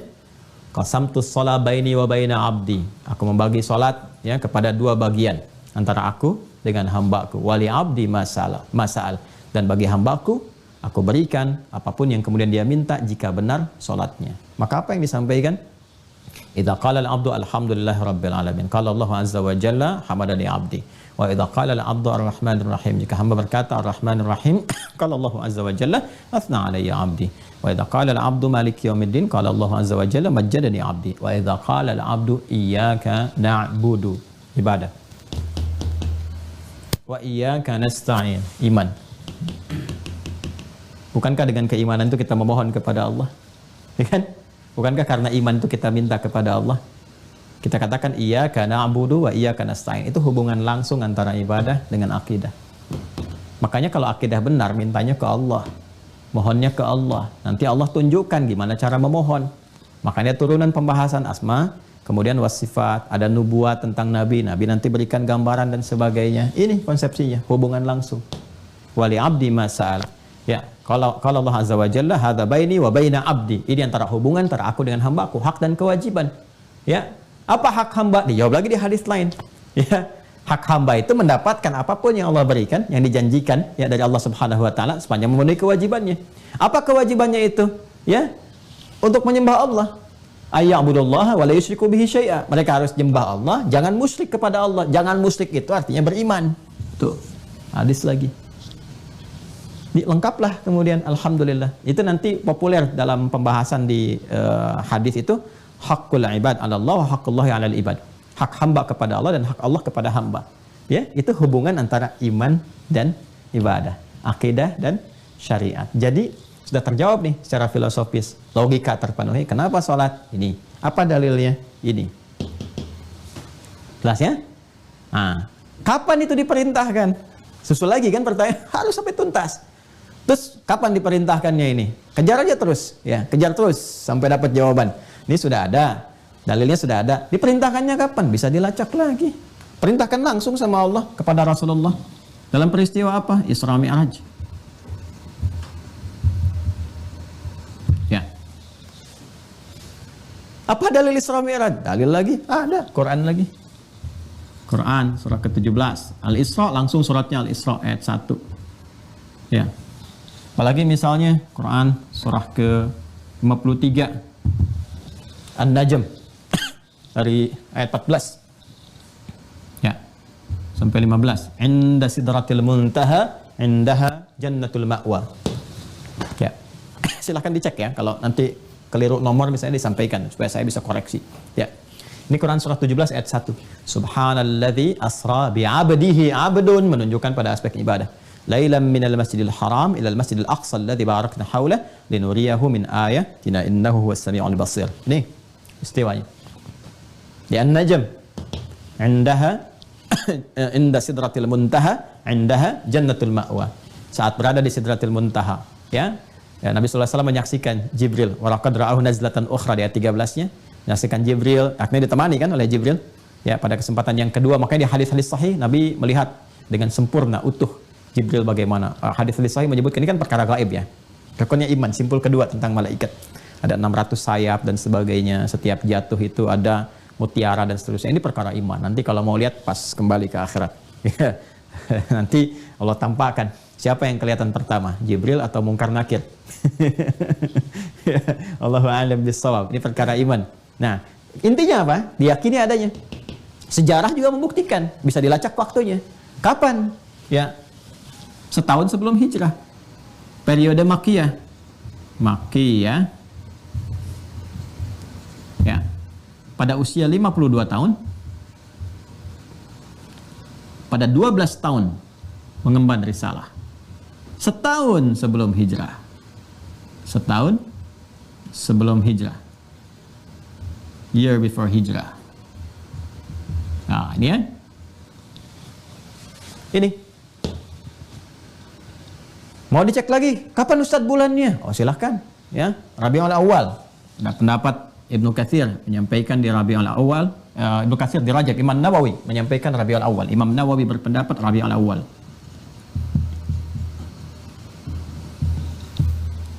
Di 27. Kan? Ibnu Katsir mengatakan di Rajab. Rajab. Di 27. Ada yang berpendapat Ramadan tanggal 17. Ya kan? Wajar karena itu dulu kan belum ada sensus. Kan belum ada sensus, belum ada macam-macam tanggal dan sebagainya. Umumnya menunjuk pada 27. Yang terkuat banyak di sini. Ada ini antara Rajab sampai ke Rabiul Awal, di antara bulan-bulan itu, selang-selang itu. Wajar kalau menunjukkan peristiwa demikian di antara selang bulan itu. Tapi disepakati terjadi, tahu semua. Ya. Usia 52 tahun peristiwanya terjadi. Kemudian juga Isra dan Mi'raj, ayatnya ada, kemudian dalilnya ada, hadisnya pun jelas, dan peristiwanya bisa dilacak dalam sejarah. Dan di buku-buku kita temukan dalam sirah. Dan bisa dipastikan, bisa dilihat, bisa dicek sampai pembuktiannya ada. Ya, sampai bisa dibuktikan kekinian. Ya, saat Nabi ke Masjidil Aqsa itu ada apa yang terjadi di perjalanan bagaimana bisa dibuktikan. Sampai nanti jejaknya pun kalau ke Masjidil Aqsa di Palestina bisa kelihatan. Ya, jejak-jejak sejarah yang adanya. Ya, sampai sekarang kalau dari mulai Masjidil Haram, ya kalau nanti satu saat agak lebih enak senggang kita tunjukkan. Ya, dari mana posisinya Nabi sebelum berangkat ada di mana, berangkatnya seperti apa, ya kan? Pulang-pulang nanti di Jabal Qubais, naik di mana Jabal Qubais itu, bagaimana tindakan Abu Jahal pada saat itu, bagaimana Abu Jahal mengejar Abu Bakar yang ada di tempat kediamannya yang sekarang ada Hotel Hilton itu. Kayak kalau Anda naik ke Hotel Hilton ke atas, ada musola di atas itu, ya. Naik tangga pakai eskalator ke atas, masuk, naik lagi tangga sedikit, ada itu Masjid Abu Bakar namanya. Itu rumahnya di situ dulu. Sampai dikejar-kejar. Ada kisahnya di sirah. Nyata sekali, ya. Ini dibuktikan semua. Jadi, waktu sudah, dalil sudah, itu kan? Kemudian juga tinjauan filosofisnya sudah dan seterusnya. Belum selesai. Manfaatnya apa sih sholat? Apa manfaat sholat? Gimana kita menulisnya? Itu sudah. Ini apa manfaat sholat?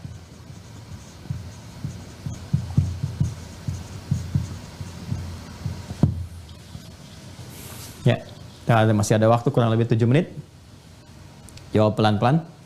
Jadi dasar filosofi sudah, dalilnya sudah, sanad menjawab ini juga sudah. Sekarang apa manfaatnya? Ya, kenapa mengerjakan sholat dan sebagainya? Dari sisi manfaat, dari sisi logika sudah dijawab. 1. Ini yang dahsyat ya, yang saya sering katakan bahwa semua dalam Islam itu pokok-pokoknya terkorelasi. Jadi antara ini akidah, ibadah, bahkan turunannya muamalah sampai ke akhlak, itu nyambung semua, ada. Jadi kalau kita bicara ke manfaat, kalau ini kan mengonfirmasi yang ke sini, ke akidah, yang tadi itu. Kalau kita bicara manfaat, berarti aspeknya ke muamalah tuh. Ya, khususnya terkait dengan lingkungan. Karena ibadah sendiri adalah praktek muamalah kita dengan Allah, pembuktian kebertuhanan kita kepada Allah. Kalau sudah bicara ke sini, umumnya kan arahnya ke sini nih. Ya, dampak kepada kehidupan kita dalam berinteraksi dengan lingkungan, dengan manusia, dengan kehidupan dan sebagainya. Maka Allah langsung menjawab, Allah sendiri yang langsung menjawab. 1. Manfaat sholat itu pertama, bisa melatih pribadi kita menjadi lebih baik. Menjadikan seseorang insan beriman menjadi baik. Masih ingat seseorang itu jadi baik kalau bisa mengelola dirinya kan, nafasnya, jiwanya, supaya tidak berdiri sendiri di sifat fujur. Dan masih ingat apa yang saya sampaikan dulu sekali, ya kan? Fujur itu kalau sudah berdiri sendiri diprovokasi setan, wujudnya kan 2. Kalau bukan fahsya, itu mungkar. Fahsya keburukan yang bersumber dari syahwat, pornografi, porno aksi, LGBT, ya, dan turunan-turunannya, kata-kata jorok, kotor, itu fahsya. Mungkar yang diingkari oleh hati, perbuatan-perbuatan nampak, ya, mohon maaf sekali, berdusta, kan, merampok, membunuh, menipu, korupsi, dan sebagainya. Ya, ini nyogok, itu mungkar. Makanya saat nyogok kan hatinya mengingkari, saat korupsi hatinya mengingkari, saat tipu-tipu hatinya mengingkari, dan seterusnya. Ini mungkar. Nah, sholat kalau benar mengerjakannya, itu bisa mencegah ini semua. Dan pencegahan diutamakan. Bukankah Anda sendiri yang mengatakan mencegah lebih baik daripada mengobati? Jadi kalau kita ingin mencegah diri berbuat ini, dan menjadikan secara langsung menjadi baik, bertransformasi kepada soleh baik, maka ternyata latihan dasar pertama itu sholat. Maka dalil yang muncul Quran surah ke-29 tadi, ayat ke-45. Langsung saja kepada intinya. Innas sholata tanha 'anil fahsya wal munkar. Sungguh, perhatikan cara menerjemahkannya. Sungguh, sholat yang dikerjakan sesuai ketentuan dan aturannya itu. Innas sholah, ingat alif lamnya. Terjemahkan alif lamnya. Innas sholata, bukan inna sholata, innas sholah. Sungguh, sholat yang dikerjakan dengan benar itu sesuai dengan ketentuan dan aturannya. Tanha 'anil fahsya'i wal munkar. Maka hasil dari itu bisa mencegah pelakunya dari perbuatan keji dan munkar. Jelas ya? Nah, jadi kalau ada orang-orang yang sholat tapi masih nampak pada dirinya perilaku keji, fahsya dan munkar, dicek ini. Boleh jadi sholatnya belum sesuai dengan ketentuan dan aturannya. Karena orang dulu saat sholat diperintahkan sholat tuh bisa merubah diri dari jahiliyah jadi khairah ummah. Ya, sifat-sifat buruk itu hilang, bertransformasi di baik mulia. Bahkan langsung Allah yang menyaksikan. Kuntum khaira ummah, kalian umat terbaik, ukhrijat linnas, yang pernah dilahirkan sebagai teladan untuk manusia. Ya, sosok-sosoknya banyak. Ya, nanti kalau di sirah bisa dirinci. Siapa Umar bin Khattab sebelum masuk Islam, sebelum sholat. Ya, siapa lagi Abu Dzar Al-Ghifari, Jundub bin Junadah. Ya, sebelum masuk Islam, sebelum sholat, dan yang lain-lainnya. Anda bisa cek siapa mereka. Tapi setelah masuk Islam, sholat dahsyat hasilnya. Ini ya. Nah, yang kedua, sholat menghadirkan ketenangan kepada jiwa. Lebih tenang. Orang sholat itu tenang bawaan jiwanya. Dan jiwa yang tenang melahirkan pikiran yang cemerlang. Jiwa yang tenang melahirkan perilaku yang menawan. Jiwa yang tenang melahirkan segala ide-ide yang penuh dengan kebaikan dan kemuliaan. Bikin status. Sumbernya kan dari sini. Jiwa yang tenang. Ya. Sedangkan di Quran surah ke-13 ayat ke-28, sumber ketenangan itu zikir. Ala bidzikrillahi tatma'innul qulub. Yakinkan pada jiwamu bahwa dengan berzikir kepada Allah itu hati cenderung menjadi tenang. Zikir itu banyak. Baca Quran, zikir. Karena Qurannya disebut zikir. Quran surah ke-15 ayat 9. Inna nahnu nazzalna dzikra wa inna lahu lahafizun. Karena itu orang-orang yang cenderung rajin baca Quran, cenderung menenangkan. Sekaligus solusi kalau sedang gelisah, buka mushaf. Baca Quran, gak usah bikin status. Bikin status tidak akan melahirkan kedamaian pada jiwa. Ya, hanya menambah kegelisahan. Karena setelah bikin status, nunggu baca komen. Siapa yang komen? Ya, hanya cuma buang-buang waktu, nambah segala hal. Ya? Nah, baik buka mushaf. Wudu, buka mushaf, baca Quran. Lahir ketenangan. Zikir, doa itu zikir. Quran surah ke-7 ayat 205. Wadhkur rabbaka fi nafsika tadarruan wa khifatan wa duna jahri minal qaul. Makanya doa cenderung menenangkan. Anak belum pulang, ya pada waktunya. Gelisah wajar seorang ibu. Wudu, doa sama Allah, minta kebaikan. Ketenangan datang dulu, ikhtiar, cari dan seterusnya. Ya. Kemudian apa lagi? Kalimat thayyibah, astaghfirullah, alhamdulillah, Allahu akbar, subhanallah, itu bagian dari zikir. Ya, fa idza qadaytumus salata fadhkurullah. Kalau tuntas salat, zikir kepada Allah. Quran surah ke-4 ayat 103. Makanya orang-orang yang zikir itu kelihatan tenang. Ya, ahli zikir itu tenang. Enggak ada ahli zikir emosian. Tenang. Ahli zikir itu tenang, auranya, karismanya, macam-macam itu. Zikir. Dan salat itu puncaknya zikir karena memadukan semua itu. Dalam salat ada takbir, Allahu akbar. Dalam salat ada tahmid, alhamdulillah. Dalam salat ada apa lagi? Ada tasbih, subhanallah, subhana rabbiyal a'la wa bihamdi. Dalam salat ada istighfar, Allahumma ighfirli, subhanakallahumma bihamdika, Allahumma ighfirli. Dalam salat ada Al-Qur'an, Al-Fatihah, baca Al-Qur'an. Ya, dalam salat rukuk, sujud ada doa dan seterusnya. Gabungan. Makanya orang salat itu harusnya cenderung lebih tenang dan salat disebut zikir. Balik ke Quran surah 20 Thaha ayat 14. Disebutkan ketika Allah mengaitkan salat dengan iman, faedahnya zikir. Innani anallahu la ilaha illa ana fa'budni wa aqimis salata li dzikri.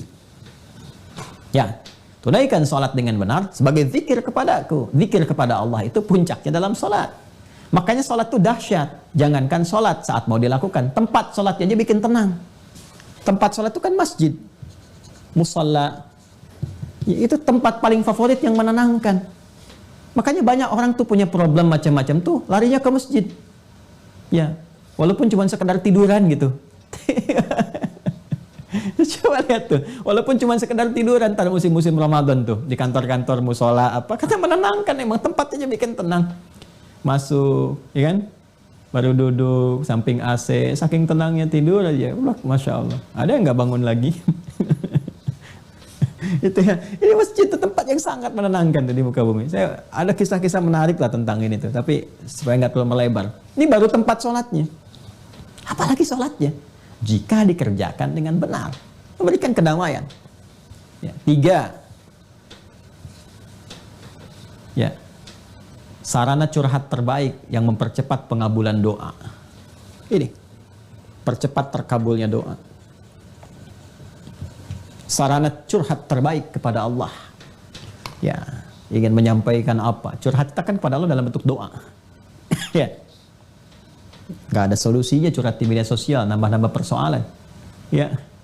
Suami punya masalah, ibu yang curhat, malah suami yang kena masalah lebih banyak lagi. Ya. Bisa-bisa jabatan kemudian diberhentikan, tuh kan? Ya, yang curhat ibunya, suami yang kena masalah, repot tuh. Makanya jangan curhat di media sosial. Ya, anak curhat tentang bapak dan ibu kena masalah semua, tuh kan? Ini nggak usah di media sosial. Allah sudah memberikan media.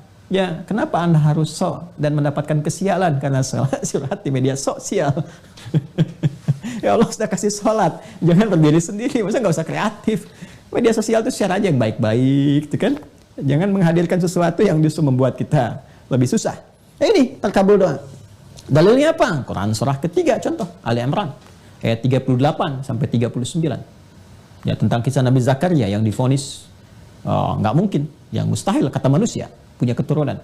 Karena maaf sekali istrinya divonis menopause dan mandul, ya kan? Nabi Zakaria sudah beranjak sepuh, fisiknya sudah letih, rambut memutih. Ya, istri terutama divonis dengan hal-hal teknis secara medis yang katanya tidak mungkin punya keturunan. Apa yang dilakukan? Curhatnya kepada Allah. Beliau sholat tuh, solusinya sholat. Ya, hunalika da'a Zakaria Rabbah, di mihrab itulah, di mihrabnya Maryam beliau berdoa. Sholat. Ya, nanti tahu sholatnya di ayat 39. Hunalika da'a Zakaria Rabbah, qala rabbi habli min ladunka dzurriyyatan thayyibah innaka sami'ud du'a. Beliau berkata, ya Allah, mereka mengatakan aku nggak mungkin punya keturunan. Ketika mereka mengatakan tidak mungkin, maka aku beralih kepadamu yang tidak punya batas dalam kemungkinan. Nah, itu tanda ya. Itu fikih Quran tuh. Jadi kalau orang sudah mengatakan ini nggak mungkin bu, ini nggak bisa pak, itu tanda langsung dari Allah bahwa Allah ingin mengabulkan apa yang Anda mohonkan langsung tanpa perantara. Itu cintanya Allah itu. Makanya nggak boleh putus. Ya, nggak boleh putus. Putus hubungan dengan Allah itu nggak boleh. Ya, karena itu Nabi Zakaria sudah ngasih contoh yang di surah Maryam itu. Kalau kita baca dari ayat kedua itu, bahkan dari ayat pertama, kafa ya ain sad, ya, dzikru rahmati rabbika abdahu Zakaria idh nada rabbahu, ya kan, nidaan khafiyya, rabbi inni wa hadal azmu minni washta'ala ra'su syaiba wa lam akum bi du'aika rabbi syaqiyya. Masya Allah, indah sekali. Ya Allah, aku ini selalu tidak pernah putus harapan kepadamu. Aku selalu berdoa, dari rambutku masih menghitam sampai memutih, fisik letih, tapi aku gak pernah putus dalam memohon rahmatmu, berharap kepadamu. Itu apa? Minta keturunan. Puncaknya dimohonkan tuh di mihrab itu dalam sholat. Mereka mengatakan mustahil. Dan inilah ya tanda pertamanya. Maka aku memohon kepadamu ya Allah yang tidak pernah punya batas dalam pemberian. Langsung disebutkan di antara asmaul husnanya Wahhab, dengan memohon jadi Habli. Ya Allah yang pemberi tanpa batas, anugerahkan kepadaku dari sisimu saja. Karena orang mengatakan gak mungkin, aku minta darimu saja. Ya, keturunan terbaik. Innaka sami'ud du'a, engkau pasti mendengar doa hamba. Kalau yang pada maha mendengar pun belum dikabulkan, lantas kepada siapa lagi hamba mesti memohon? Apa yang terjadi? Ayat 39-nya, perhatikan baik-baik. Pakai fa, tadi saya terangkan fa kepada Anda. Cepat seketika, itu baru dimohonkan, selesai permohonan, belum selesai sholatnya. Itu baru di awal bermohon. Fanadatul malaikatu wa huwa qaimun yusalli, itu dalilnya fil mihrab.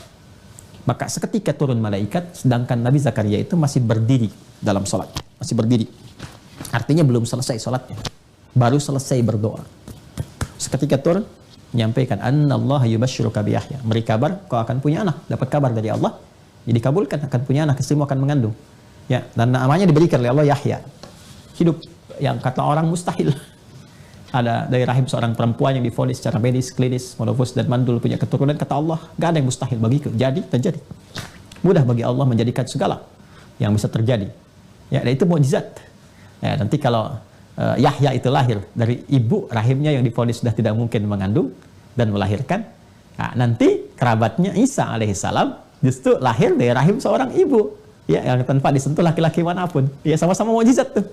Yahya kan pengantar pada risalah Nabi Isa. Yahya lahirnya dapat mukjizat. Apa di antara kelahiran mukjizatnya itu? Lahir dari ibu yang rahimnya divonis tidak mungkin mengandung melahirkan. Jadi, kan? Isa, Yesus Mesia lahir dari rahim seorang ibu, kan? Tanpa adanya laki-laki, kan? Dari proses ya biologis yang terjadi seperti normalnya. Itu dua-duanya mukjizat. Ya, dan sama-sama manusia dan tidak diklaim sebagai Tuhan. Kan? Adam dahsyat, lahir tanpa bapak, tanpa ibu. Kan? Hawa dahsyat, lahir dari bagian seorang bapak, seorang ayah, seorang laki-laki. Jadi semua bagi Allah kalau mau terjadi, terjadi. Ya, yang lahir anak dari nggak ada bapak, nggak ada ibu, lahir dari seorang ibu tanpa laki-laki, tanpa ayah. Ya, lahir dari bagian ayah tanpa ibu bisa terjadi. Lahir dari rahim yang bermasalah, ya namanya Allah berkuasa apa saja. Innallaha ala kulli syai'in qadir. Ya, kembali fokusnya ke sini. Ini dia dalilnya. Karena itu semua nabi itu kalau ada apapun mereka semua konektivitasnya ke Allah lewat salat. Semua nabi salat. Ya, tadi Nabi Isa, Yesus, Mesias salat. Ya, di Quran surah ke-19 ayat 31. Wa ja'alani mubarakan aina ma kuntu wa awsani bis shalah waz zakah. Salat. Ya, Nabi Musa tadi Quran surah 20 ayat 14, salat. Nabi Ismail bahkan memerintahkan keluarganya salat. Quran surah 19 ayat 55. Wa kana ya'muru ahlahu bis shalah. Ini para nabi rasul salat, curhat sama Allah, minta solusi. Ya, maka kita lebih layak untuk meneladaninya. Rasulullah itu puncaknya. Makanya Nabi Isa, Yesus, Mesias itu langsung mengatakan, ini nggak ada yang bisa nandingin Nabi Muhammad itu. Ya, yang lain salat, bagus salat ya para nabi rasul. Tapi ini Ahmad katanya. Quran surah 61 ayat yang ke-6. Wa mubasysyiran bi rasulin ya'ti min ba'di ismuhu Ahmad. Ya, nanti ini Ahmad. Ahmad itu kan sifat ini. Ya, sifat penghambaan kepada Allah yang tinggi sekali. Ya, wajar sunnahnya aja bisa sampai bengkak-bengkak kakinya.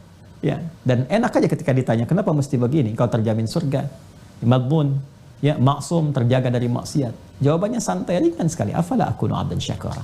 Apakah boleh aku menjadi hamba yang mensyukuri dari semua itu? Ini. Nah, jadi salat itu mempercepat terkabulnya doa. Mau tambah lagi? Mau lewat sedikit nih. Tambah dikit ya. Tambah dikit ya. Salat mempercepat hadirnya kesuksesan dan kebahagiaan. Ya. Kita gabungkan 4 dan 5. Mempercepat kesuksesan dan menghadirkan kebahagiaan. Sukses dan bahagia. Ya, komplit tuh 5. Salatnya 5 waktu, 5 faidah.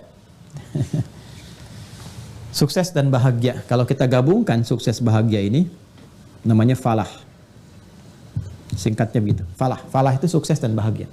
Kalau Anda beli kamus bahasa Inggris Arab, falah itu success and happiness. Ya. Sukses dan bahagia, falah. Orang yang menggenggam kesuksesan kebahagiaan itu disebut aflah. Ini kata dasarnya falaha. Ya, kata dasar awalnya sekali. Kalau menggenggam kesuksesan kebahagiaan tinggal tambahkan hamzah, pindahkan harakat fathah ke sini jadi a. Ini sukun aflaha. Quran surah ke-23 ayat 1 dan 2. Qad aflaha al-mu'minun. Saya lagi ke sini orang beriman. Ya, Quran surah 23 Al-Mu'minun ayat 1 dan 2. Qad aflahal mu'minun. Orang beriman, kalau benar-benar iman melekat pada dirinya, identitas berimannya bagus, diimplementasikan imannya dengan ibadah yang benar, pasti menggenggam kesuksesan dan kebahagiaan. Apa ciri pertamanya? Alladzina hum fi salatihim khasyi'un. Ternyata pengantar pada kebahagiaan, kesuksesan itu salat. Ya. Dan ini yang paling diharapkan oleh manusia. Ya, tingkat tertingginya itu kan ini, iman. Jadi tingkat tertinggi insan beriman itu, pokoknya terserah. Yang penting saya sholat itu karena Allah perintahkan. Itu aja. Karena saya beriman, saya sholat.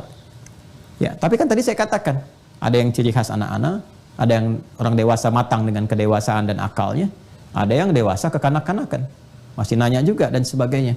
Ya, maka butuh motivasi. Apa di antara motivasi yang terkuatnya ini? Sukses, bahagia. Sukses, bahagia.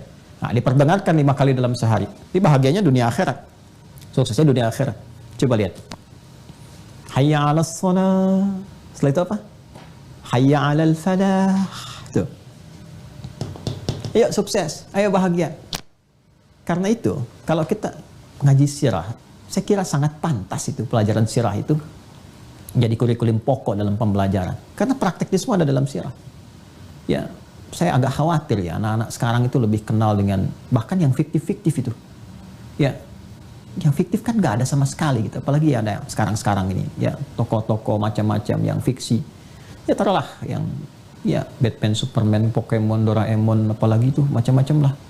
Ya dulu ada Sensei, ya Shiryu, Yoga, terus Andromeda macam-macam dan seterusnya. Ya Son Goku, Son Gohan dan seterusnya macam-macam. Itu kan fiktif tuh dimunculkan.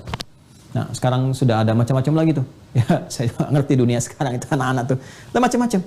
Tapi saya khawatir ketika tidak kenal dengan yang real, yang faktual, yang fakta. Kita itu punya semua buktinya, bukan imajinatif, bukan fiktif, sifatnya nyata semua. Tokoh-tokoh superhero kita itu banyak sekali. Kitab-kitab bisa ditampilkan. Makanya saya sarankan ya penerbit-penerbit, penulis-penulis, munculkan tuh yang nyata-nyata itu. Supaya diketahui anak-anak kita sekarang di sekolah tuh pakai yang itu. Ya, munculkan supaya kenal. Utsman itu kebangetan kayanya, Abdurrahman bin Auf itu kebangetan kayanya, nomor tingkat tertinggi. Ya kan, kaya paling dasar, kaya banget, tengah-tengah, kebangetan kayanya paling tinggi. Ya, tapi bagaimana mereka meraih status itu? Kan kaya waktu jahiliyah sudah kaya. Ya kan, awal masuk Islam kaya banget. Begitu sempurna, ada risalah salat dan sebagainya, kebangetan kayanya. Ternyata yang paling dahsyat itu apa? Mereka tuh menikmati semua hasil yang didapatkan itu, kebahagiaan tertingginya itu ternyata saat sholat. Karena apa yang mereka dapatkan itu sebagai pembuktian janji Allah dari sholat mereka yang sempurna itu. Ya, makanya mereka menikmati sekali sholat. Buka kitab Imam An-Nawawi itu dalam At-Tibyan. Itu Masya Allah. Al-Imam An-Nawawi sampai menyampaikan seperti Utsman bin Affan, Abdurrahman bin Auf, Tamim Ad-Dari, itu nggak pernah meninggalkan malam kecuali sampai menikmati tahajudnya dengan sempurna. Sampai rata-rata khatam Al-Quran. Rata-rata itu. Itu semua yang sukses-sukses itu sholat. Ya, karena apa? Karena cara pandang mereka berbeda. Ketika dikatakan hayya 'alas shalah, sami'na wa ata'na. Yes, ya Allah, siap. Kami dengar, kami patuh, kami taat, dan spiritnya pakai iman. Yakin betul bahwa dengan sholat itu pasti semua urusan selesai, pasti bahagia. Kan kembalinya ke sini puncaknya nih. Ini kan mengoneksikan kita dengan Allah. Ya. Begitu sholatnya pakai iman, ini hadir, datang dengan cepat. Makanya terbukti, begitu terbukti mereka merasakan, mereka nikmati sholatnya. Dan sudah menganggap kecil semua selain sholat. Makanya mereka katakan, dibimbing oleh Nabi kan jelas, Allahu Akbar. Sekarang yang paling tinggi Allah segalanya, yang lain kecil semua. Ya, nilainya kecil. Dunia itu, kalaupun ada manfaatnya mungkin ya nggak terlalu banyak gitu ya. Jadi melihatnya kecil aja, jadi nggak biasa aja. Makanya Nabi itu komennya sederhana tentang harta. Ya. Kata Nabi, umatku kaya itu biasa. Jadi jangan menganggap luar biasa kekayaan itu biasa. Kata Rasulullah, yang dikhawatirkan itu adalah umatku yang kaya, yang tidak bisa memanage kekayaannya dengan baik. Ini kaya itu biasa. Nah ini gambarannya nih. Ya, keberhasilan, kesuksesan, dan seterusnya, ini solusinya ada di sini. Dan ini kan amalan pertama takwa yang mengonfirmasi iman. Ya, dalikal kitabula raiba fi hudalil muttaqin. Amalan pertamanya apa? Untuk mengonfirmasi iman. Alladzina yu'minuna bil ghaib wa yuqimunas shalah. Karena itu ketika kita sholat, itu amalan pertama mengonfirmasi takwa. Sedangkan takwa pokoknya ini 6 pokok keimanan ini. Sedangkan di ayat lain, kalau mampu meningkatkan ini, apa feedbacknya ke kehidupan kita, ke aspek muamalah itu? Quran surah 65 ayat 2 sampai 3, wa may yattaqillaha yaj'al lahu makhraja wa yarzuqhu min haitsu la yahtasib. Siapa yang meningkatkan takwanya semakin meningkat, ya kan? Diberikan solusi dalam setiap kehidupannya. Ada masalah, selesai. Dan implementasi ini apa? Lewat sholat. Makanya banyak orang yang punya masalah, selesai di hamparan sajadah, bentangkan, selesai. Ada yang nggak tuntas-tuntas, masalah kecil karena cuma pakai ego, intelektualitas, harta, nggak tuntas-tuntas. Ini, ya, wa yarzuqhu min haitsu la yahtasib, rezeki berkah. Makanya nggak banyak tuntutan dalam hidupnya, nggak jadi beban. Ya, apalagi wattaqullaha la'allakum tuflihun, cenderung bahagia.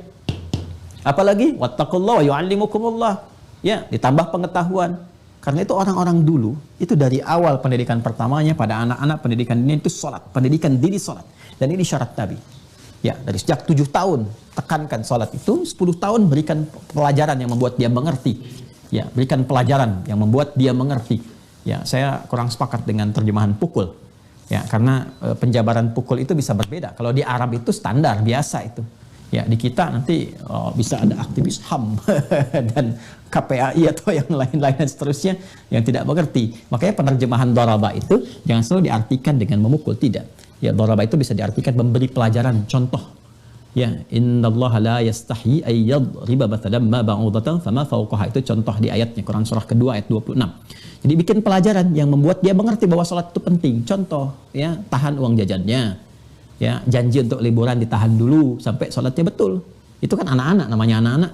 Ya kan? Nanti kalau sudah dewasa dia mengerti jadi kebiasaan. Nah, ini gambarannya. Inilah muqaddimah untuk khusus pembahasan dari detail. Kalau yang sebelumnya kan ibadah, kalau ini muqaddimah sholat. Ya, muqaddimah sholat, aplikasi dari muqaddimah ibadah. Nah, kita belum masuk ke pembahasannya. Kan kita belum bahas sholat itu apa. Kan kita belum bahas dari tadi. Ya itu kan sudah 2 jam lebih kita ngaji kan. Tapi kan kita belum bahas. Jadi sholat itu apa? Belum kita jawab. Nanti pertemuan berikutnya. Kita baru membahas tentang kenapa harus sholat, apa dalilnya, kapan itu disyariatkan, apa manfaatnya, baru sampai di situ. Sehingga dengan mendapatkan itu, kalau adzan berkumandang, alhamdulillah. Nah, cara pandangnya sudah beda. Allahu Akbar, Masya Allah, kunci kebahagiaan. Udah tiba. Ya kan? Ini waktunya saya minta. Ini nih, inti sukses saya nih. Ya, kalau sudah cara pandangnya begitu, nggak jadi beban. Sudah tidak menjadi beban dalam kehidupan. Ya, tinggal nanti, sekarang, apakah semua orang yang sholat itu bisa mendapatkan apa yang dijanjikan? Belum tentu kalau tidak sesuai ketentuan dan caranya. Karena itulah pertemuan berikutnya kita akan bahas. Seperti apa cara sholat yang dimaksudkan? Bagaimana hikmah ya dari semua gerakan dan bacaan sholat itu? Apa maknanya? Bukan hanya caranya. Ya, caranya, maknanya, hikmahnya. Sehingga kita setiap bergerak, berkata, bertutur dalam sholat, berdoa, kita paham, mengerti apa yang dibaca, khusyuk kita dapatkan, dan lebih daripada itu, manfaat kita bisa raih. Dan semua bersumber dari referensi yang telah disampaikan. Jadi kalau saya taruh di meja agak banyak. Ya, saya suka agak ini ya, bukan bingung sebetulnya, tapi lebih bagaimana cara menyajikan kepada Anda ketika ada yang bertanya, Ustaz referensinya dari mana? Saya sarankan ikutin aja dulu ya. Ikutin dulu. Saya pun ini sedang merumuskan supaya mudah karena saya kumpulkan agak banyak gitu. Ya, di buku fikih nanti 4 mazhab itu insya Allah kita sudah gali. Kemudian nanti ada yang kitab-kitab hadis untuk dalil, di Quran jelas. Sampai saya juga melihat di Indonesia itu ada buku-buku apa gitu yang dipelajari supaya bisa melihat kecenderungan masyarakat. Kita nanti riset dari situ dan kita siapkan nanti satu buku yang menggabungkan apa yang kita bahas ini. Ya, jadi kalau Anda tanya, Ustadz di kitab mana? Saya ambil contoh deh sedikit. Ini baru sebagian nih, sebagian kecil sekali. Ini yang hunting saya ke toko buku di Indonesia ya.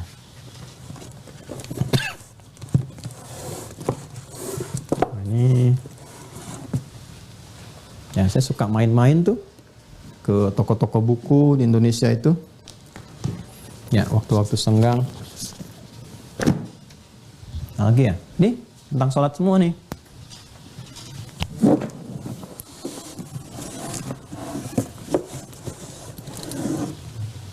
Ya, nah ini tentang sholat nih. Ini yang ada di Indonesia nih rata-rata. Saya kalau ke toko buku cari. Jadi kalau saya mau bahas biasanya tentang sholat. Nah kalau kita kan kitab-kitab insya Allah sudah ada. Ya kitab apa namanya? Fikih misalnya. Al-Um kita punya. Nanti misalnya yang di Sandar Santi di Indonesia. Ini yang. Nah ini yang turunan dasar ya. Nah ini nanti Qurratul Ain. Ya, Qurratul Ain nanti ini madhabnya Imam Syafi'i ya, turunannya Syekh Malibari ini. Nanti di syarahnya nanti ada Fathul Mu'in, ini 2 jilid Fathul Mu'in. Ya, dasarnya nanti untuk membantu ini pemahamannya nanti ada yang I'anatul Talibin, hasyiahnya 4 jilid nih. Ya. Nah, nanti dasar pokoknya ada Fathul Wahhab, contohnya yang ini. Ini baru Syafi'i nih. Nanti ada Al-Um juga. Al-Um kemarin udah saya contohkan ya. Di Al-Um. Al-Um sendiri ada 9 jilid ya yang kita dapati itu. 1 kemarin udah kita contohkan, masih di sini pembahasannya. Oh, yang di bawah nih ada Al-Um. Nah, ini yang Imam Syafi'inya. Ya. Nah, ini nanti Musnad Ahmad. Musnad Ahmad 16 jilid sendiri. Ya. Musnad Ahmad tuh 16 jilid di pojok tuh. Ya, 16 jilid sendiri. Dan 16 jilid nanti yang Abu Hanifah juga kita munculkan. Kemudian Imam Malik ada Muwatta. Saya kan di Libya kuliah. Jadi kuliah itu ada di Madzhab Maliki. Jadi juga insya Allah sudah mempelajari itu, langsung belajar dari Maliki. Jadi kita bisa turunkan. Lengkap tuh insya Allah 4 mazhab. Nah ini yang di Indonesia nih. Ya jadi saya setelah belajar, riset dulu ke toko-toko buku di Indonesia. Ada buku apa aja gitu kita baca. Macam-macam yang nyambungnya ke Hambali misalnya ini kan. Yang sifat salatnya, sifat salat Nabi Syekh Muhammad bin Shalih Al-Utsaimin, ya kan? Nah, yang teman-teman apa namanya? Yang menyampaikan salafi dan sebagainya ini rata-rata ke sini, ya kan? Jadi ada yang versinya Syekh Al-Albani yang terjemahan bahasa Indonesianya juga saya dapatkan nih, gitu ya. Nanti kita pelajari kenapa begini kita sampaikan. Ini yang 4 mazhab. Ini yang sifat salat nabinya Syekh Mutawalli Sya'rawi, Syafi'i. Ya, macam-macam ya. Ini Said Sabiq juga ada di dalam sholat. Ya, macam-macam. Ini insya Allah yang tradisionalis juga, yang Di NU kan tadi pakai banyak hal yang apa namanya Fathul Mu'in, Fathul Wahhab yang fikih tradisionalisnya, karya apa namanya Ki Haji Muhyiddin Abdul Samadnya. Macam-macam itu kita kumpulkan. Ini yang Ibnu Qayyim Al-Jauziyah. Ya, tapi saya sarankan, maksud saya hanya ingin tunjukkan bahwa insya Allah yang ada di Indonesia itu, ya, yang ada di toko buku apa rata-rata sih sudah ada. Jadi saya sudah baca nih, ya macam-macam sudah lihat, sudah kita kumpulkan. Dan karena kita kan sudah belajar di induknya, jadi di induknya tinggal kita turunkan aja. Ya ini maksudnya gini, kayak suka dapat pertanyaan, Ustadz referensinya bukunya apa? Ya inilah. Jadi kalau Anda mau belajar, ya Anda harus baca semua ini. Ya, jadi untuk memudahkan ya udah Anda ikuti aja gitu apa yang saya sampaikan. Jadi kalau nanya, Ustaz referensinya dari mana tuh? Ngarang-ngarang sendiri apa tidak? Ya ini aja nanti Anda main, Anda baca semua tuh. Ya, dari apa yang telah ada. Ini tentang sholat semua. Ya ada yang bahas tentang kesalahan, tentang ini ya nggak apa-apa lah, itu kan persepsi masing-masing. Yang ada yang ini sudah ada terjemahan kayak Nadharat fi ma'ani salat, jadi terjemah salat penuh makna dan seterusnya. Ya. Ada kitab-kitab yang membahas hikmah, ini Asrarus Salat. Ya, nanti tentang hikmah kita akan banyak bahas tentang ini. Dengan Nadharat fi ma'anis shalah. Kita punya Nadharat tuh. Saya beli di Tripoli. Nah ini nih. Nadharat fi ma'anis shalah. Jadi kenapa takbir begini angkat tangannya? Ya, kalau masalah kita tentang caranya, fikih nanti. Bagaimana cara mengangkat tangan? Bagaimana posisi jarinya? Menghadapnya seperti apa? Itu nanti persoalan fikih. Tapi kalau apa maknanya kita mengangkat begini, persoalan hikmah, kitabnya ada. Ya kan? Nah, kalau persoalan dalil ke Quran, ke hadis, nanti kitab-kitab hadis dengan tafsir-tafsir, nanti kita akan munculkan. Insya Allah setiap pembahasan tentang makna salat, tentang gerakan dari awal sampai akhir, kita akan kaji berdasarkan tinjauan-tinjauan fikih dan juga mengacu pada referensi-referensi yang ada. Tentu ini bukan keseluruhannya. Ya, tentu ini bukan penyempurnaannya. Masih banyak dari guru-guru lain yang bisa kita dapatkan manfaatnya. Ini hanya gambaran kecil yang bisa kita pelajari dan mudah-mudahan nanti ada manfaat yang bisa kita dapati.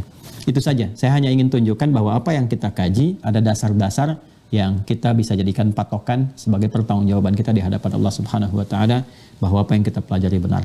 Dan kalau sudah belajar seperti ini, insya Allah sikap kita bisa lebih bijak. Ya, lebih mengetahui dengan wawasan yang luas. Kalau teman-teman kita begini, oh ini dalilnya ini. Bahkan kita bisa insya Allah memahami kalau yang nggak ada dalil itu begitu. Yaitu yang nggak ada dalilnya kita pun menyampaikan dengan cara yang terbaik, dengan cara yang lembut, sehingga dengan itu bisa didapatkan risalah keagamaan ini dengan diterima dengan hati yang lapang dan sikap-sikap yang mulia. Sekira itu teman-teman sekalian. Terima kasih atas perhatian di hari ini. Alhamdulillah, semoga Allah rahmati kita semua. Dan izin menyampaikan bahwa insya Allah zonasi akan dimulai di hari Ahad, ya seperti yang saya sampaikan kemarin ada 5.200 yang telah mengaktifkan akun yang kemarin saya lihat, yang sekarang mungkin akan diupdate kembali oleh Ustadz Fadil, diikuti saja dan akan diinfokan kepada Anda hari Jumat atau Sabtu, ya mana zonasi yang pertama akan mendapatkan sesi untuk bisa diskusi pendalaman. Anda boleh bertanya kalau nanti ada aturannya, kalau sifatnya pribadi ya dituliskan, disampaikan ke admin sesuai dengan zonasi. Kalau sifatnya konfirmasi pembelajaran atau bertanya hal umum bisa langsung ditanyakan dengan dialog sehingga waktunya bisa lebih singkat didapatkan. Itu kemudian update untuk pembangunan pesantren. Hari ini kami akan rapat besar ya dengan arsitek, dengan semuanya untuk menentukan mulai proses untuk pembangunan, dan insya Allah nanti saya pun akan dalam waktu yang dekat ke lokasi juga untuk bisa mengecek, dan kita ambil beberapa klip dari sana untuk menyampaikan kepada teman-teman, ini loh lokasinya, gambarannya seperti ini dan sebagainya, sehingga mudah-mudahan itu selesai direncanakan di Maret April 2024 dan pas itu ya di akhir International Islamic School juga formal pindah dari SD ke SMP, dan nanti insya Allah setelah Ramadan barangkali atau di pertengahan tahun ini baru akan dibuka untuk pendaftaran sesuai dengan kuota yang ada. Jadi kalau tanya-tanya saya sampaikan sekarang, ya sekarang belum dibuka, nanti dibukanya setelah di pertengahan tahun, sekitar bulan Juni, ya Juni atau Juli baru akan dibuka, karena akan dibimbing dulu sebelum masuk pesantren sehingga kualifikasinya pas seperti yang diharapkan. Karena itu hanya terbatas penerimaannya, khusus untuk pencetak ulama saja. Santri Mira nanti mendapatkan porsi untuk pembelajaran di waktu-waktu senggang ketika santri yang khusus sedang libur di waktu-waktu samar atau yang lainnya. Terima kasih untuk hari ini dan atas partisipasi kita semua, sehingga mudah-mudahan diterima oleh Allah Subhanahu wa taala. Maafkan saya kalau belum mampu menjelaskan seperti apa yang Anda harapkan, karena tugas saya hanya menyampaikan apa yang kiranya benar untuk disampaikan, bukan membenarkan apa yang diinginkan Namun lebih daripada itu, semoga Allah melapangkan hati kita semua untuk menerima hidayah Allah Subhanahu wa taala. Allahumma taqabbal minna innaka antas samiul alim wa tub alaina innaka antat tawwabur rahim. Allahumma rabbana atina fid dunya hasanah wa fil akhirati hasanah wa qina adzaban nar. Allahumma ij'alna muqimis salata wa min dhurriyyatina ya arhamar rahimin. Mu'minina bika ya arhamar rahimin wa bi rasulika sayyidina Muhammad wa ala alihi wa sahbihi ajma'in. Wa akhiru da'wana subhanakallahumma bihamdika nashhadu an la ilaha illa anta nastaghfiruka wa natubu ilaik. Alhamdulillahi rabbil alamin. Wassalamu alaikum warahmatullahi